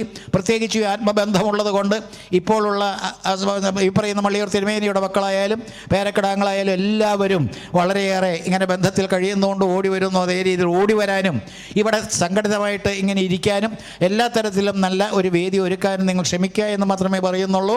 ചതുശ്ലോകി ഭാഗവതമാണ് ഭാഗവത്തിൻ്റെ അടിസ്ഥാനം, അടിത്തറ. അതുപോലെ തന്നെ ഒരു അർത്ഥശ്ലോകമാണ് ഈ സർവം ഖല്ലിതമേവാഹം നാന്യതസ്തി സനാതനമെന്ന് ദേവി ഭാഗവത്തിൽ പറയുന്നത്. എവിടെയും അതേ ഉള്ളൂ. അത് ശിവനായാലും വിഷ്ണു ആയാലും ദേവി ആയാലും ഏതൊരു ദേവതയെ ഇങ്ങനെ അവതരിപ്പിക്കുന്ന പുരാണമായാലും അതേ ഉള്ളൂ എന്ന് പറയാൻ കാരണം ഞാനേ ഉള്ളൂ എന്ന് അവസാനം നമുക്ക് തറപ്പിച്ചുറപ്പിച്ച് പറയാൻ വേണ്ടിയിട്ടാണ്. ആ ദൃഢനിശ്ചയം നിങ്ങൾക്കുണ്ടാകട്ടെ. ഓം നമോ ഭഗവതേ വാസുദേവായ. ഓം ഹരേ രാമ ഹരേ രാമ രാമ രാമ ഹരേ ഹരേ, ഹരേ കൃഷ്ണ കൃഷ്ണ കൃഷ്ണ ഹരേ ഹരേ. ഓം നമോ ഭഗവതേ വാസുദേവായ. ശ്രീകൃഷ്ണായ പരബ്രഹ്മണേ നമ. ഹരി ഓം നാരായണ. അഖില ഭാരത ശ്രീമദ് ഭാഗവതാമൃത സത്രം സത്രവേദിയിൽ നമ്മെ അനുഗ്രഹിച്ച Shri advocate T R Ramanathan sir, അദ്ദേഹത്തിന് മള്ളിയൂരിൻ്റെ ആദരവ് ഇപ്പോൾ മഹാസത്രത്തിൻ്റെ പ്രധാന ആചാര്യൻ കൂടിയായ ബ്രഹ്മശ്രീ മള്ളിയൂർ പരമേശ്വരൻ നമ്പൂതിരി അദ്ദേഹം നൽകി നമ്മുടെ ആദരവ് അറിയിക്കുകയാണ്. ഒട്ടേറെ വേദികളിൽ എത്തിച്ചേർന്ന ഇനിയും ആധ്യാത്മിക വേദികളെ ഉണർത്തുവാൻ അദ്ദേഹത്തിന് കഴിയുമാറാവട്ടെ എന്ന് പ്രാർത്ഥിക്കുന്നു. ആധ്യാത്മിക രംഗത്തെ നിറഞ്ഞ ജീവിതത്തോടൊപ്പം പറവൂർ ആലുവ കോടതികളിൽ ജോലി ചെയ്തു വരുന്ന മഹാനുഭവനാണ് advocate T R Ramanathan sir.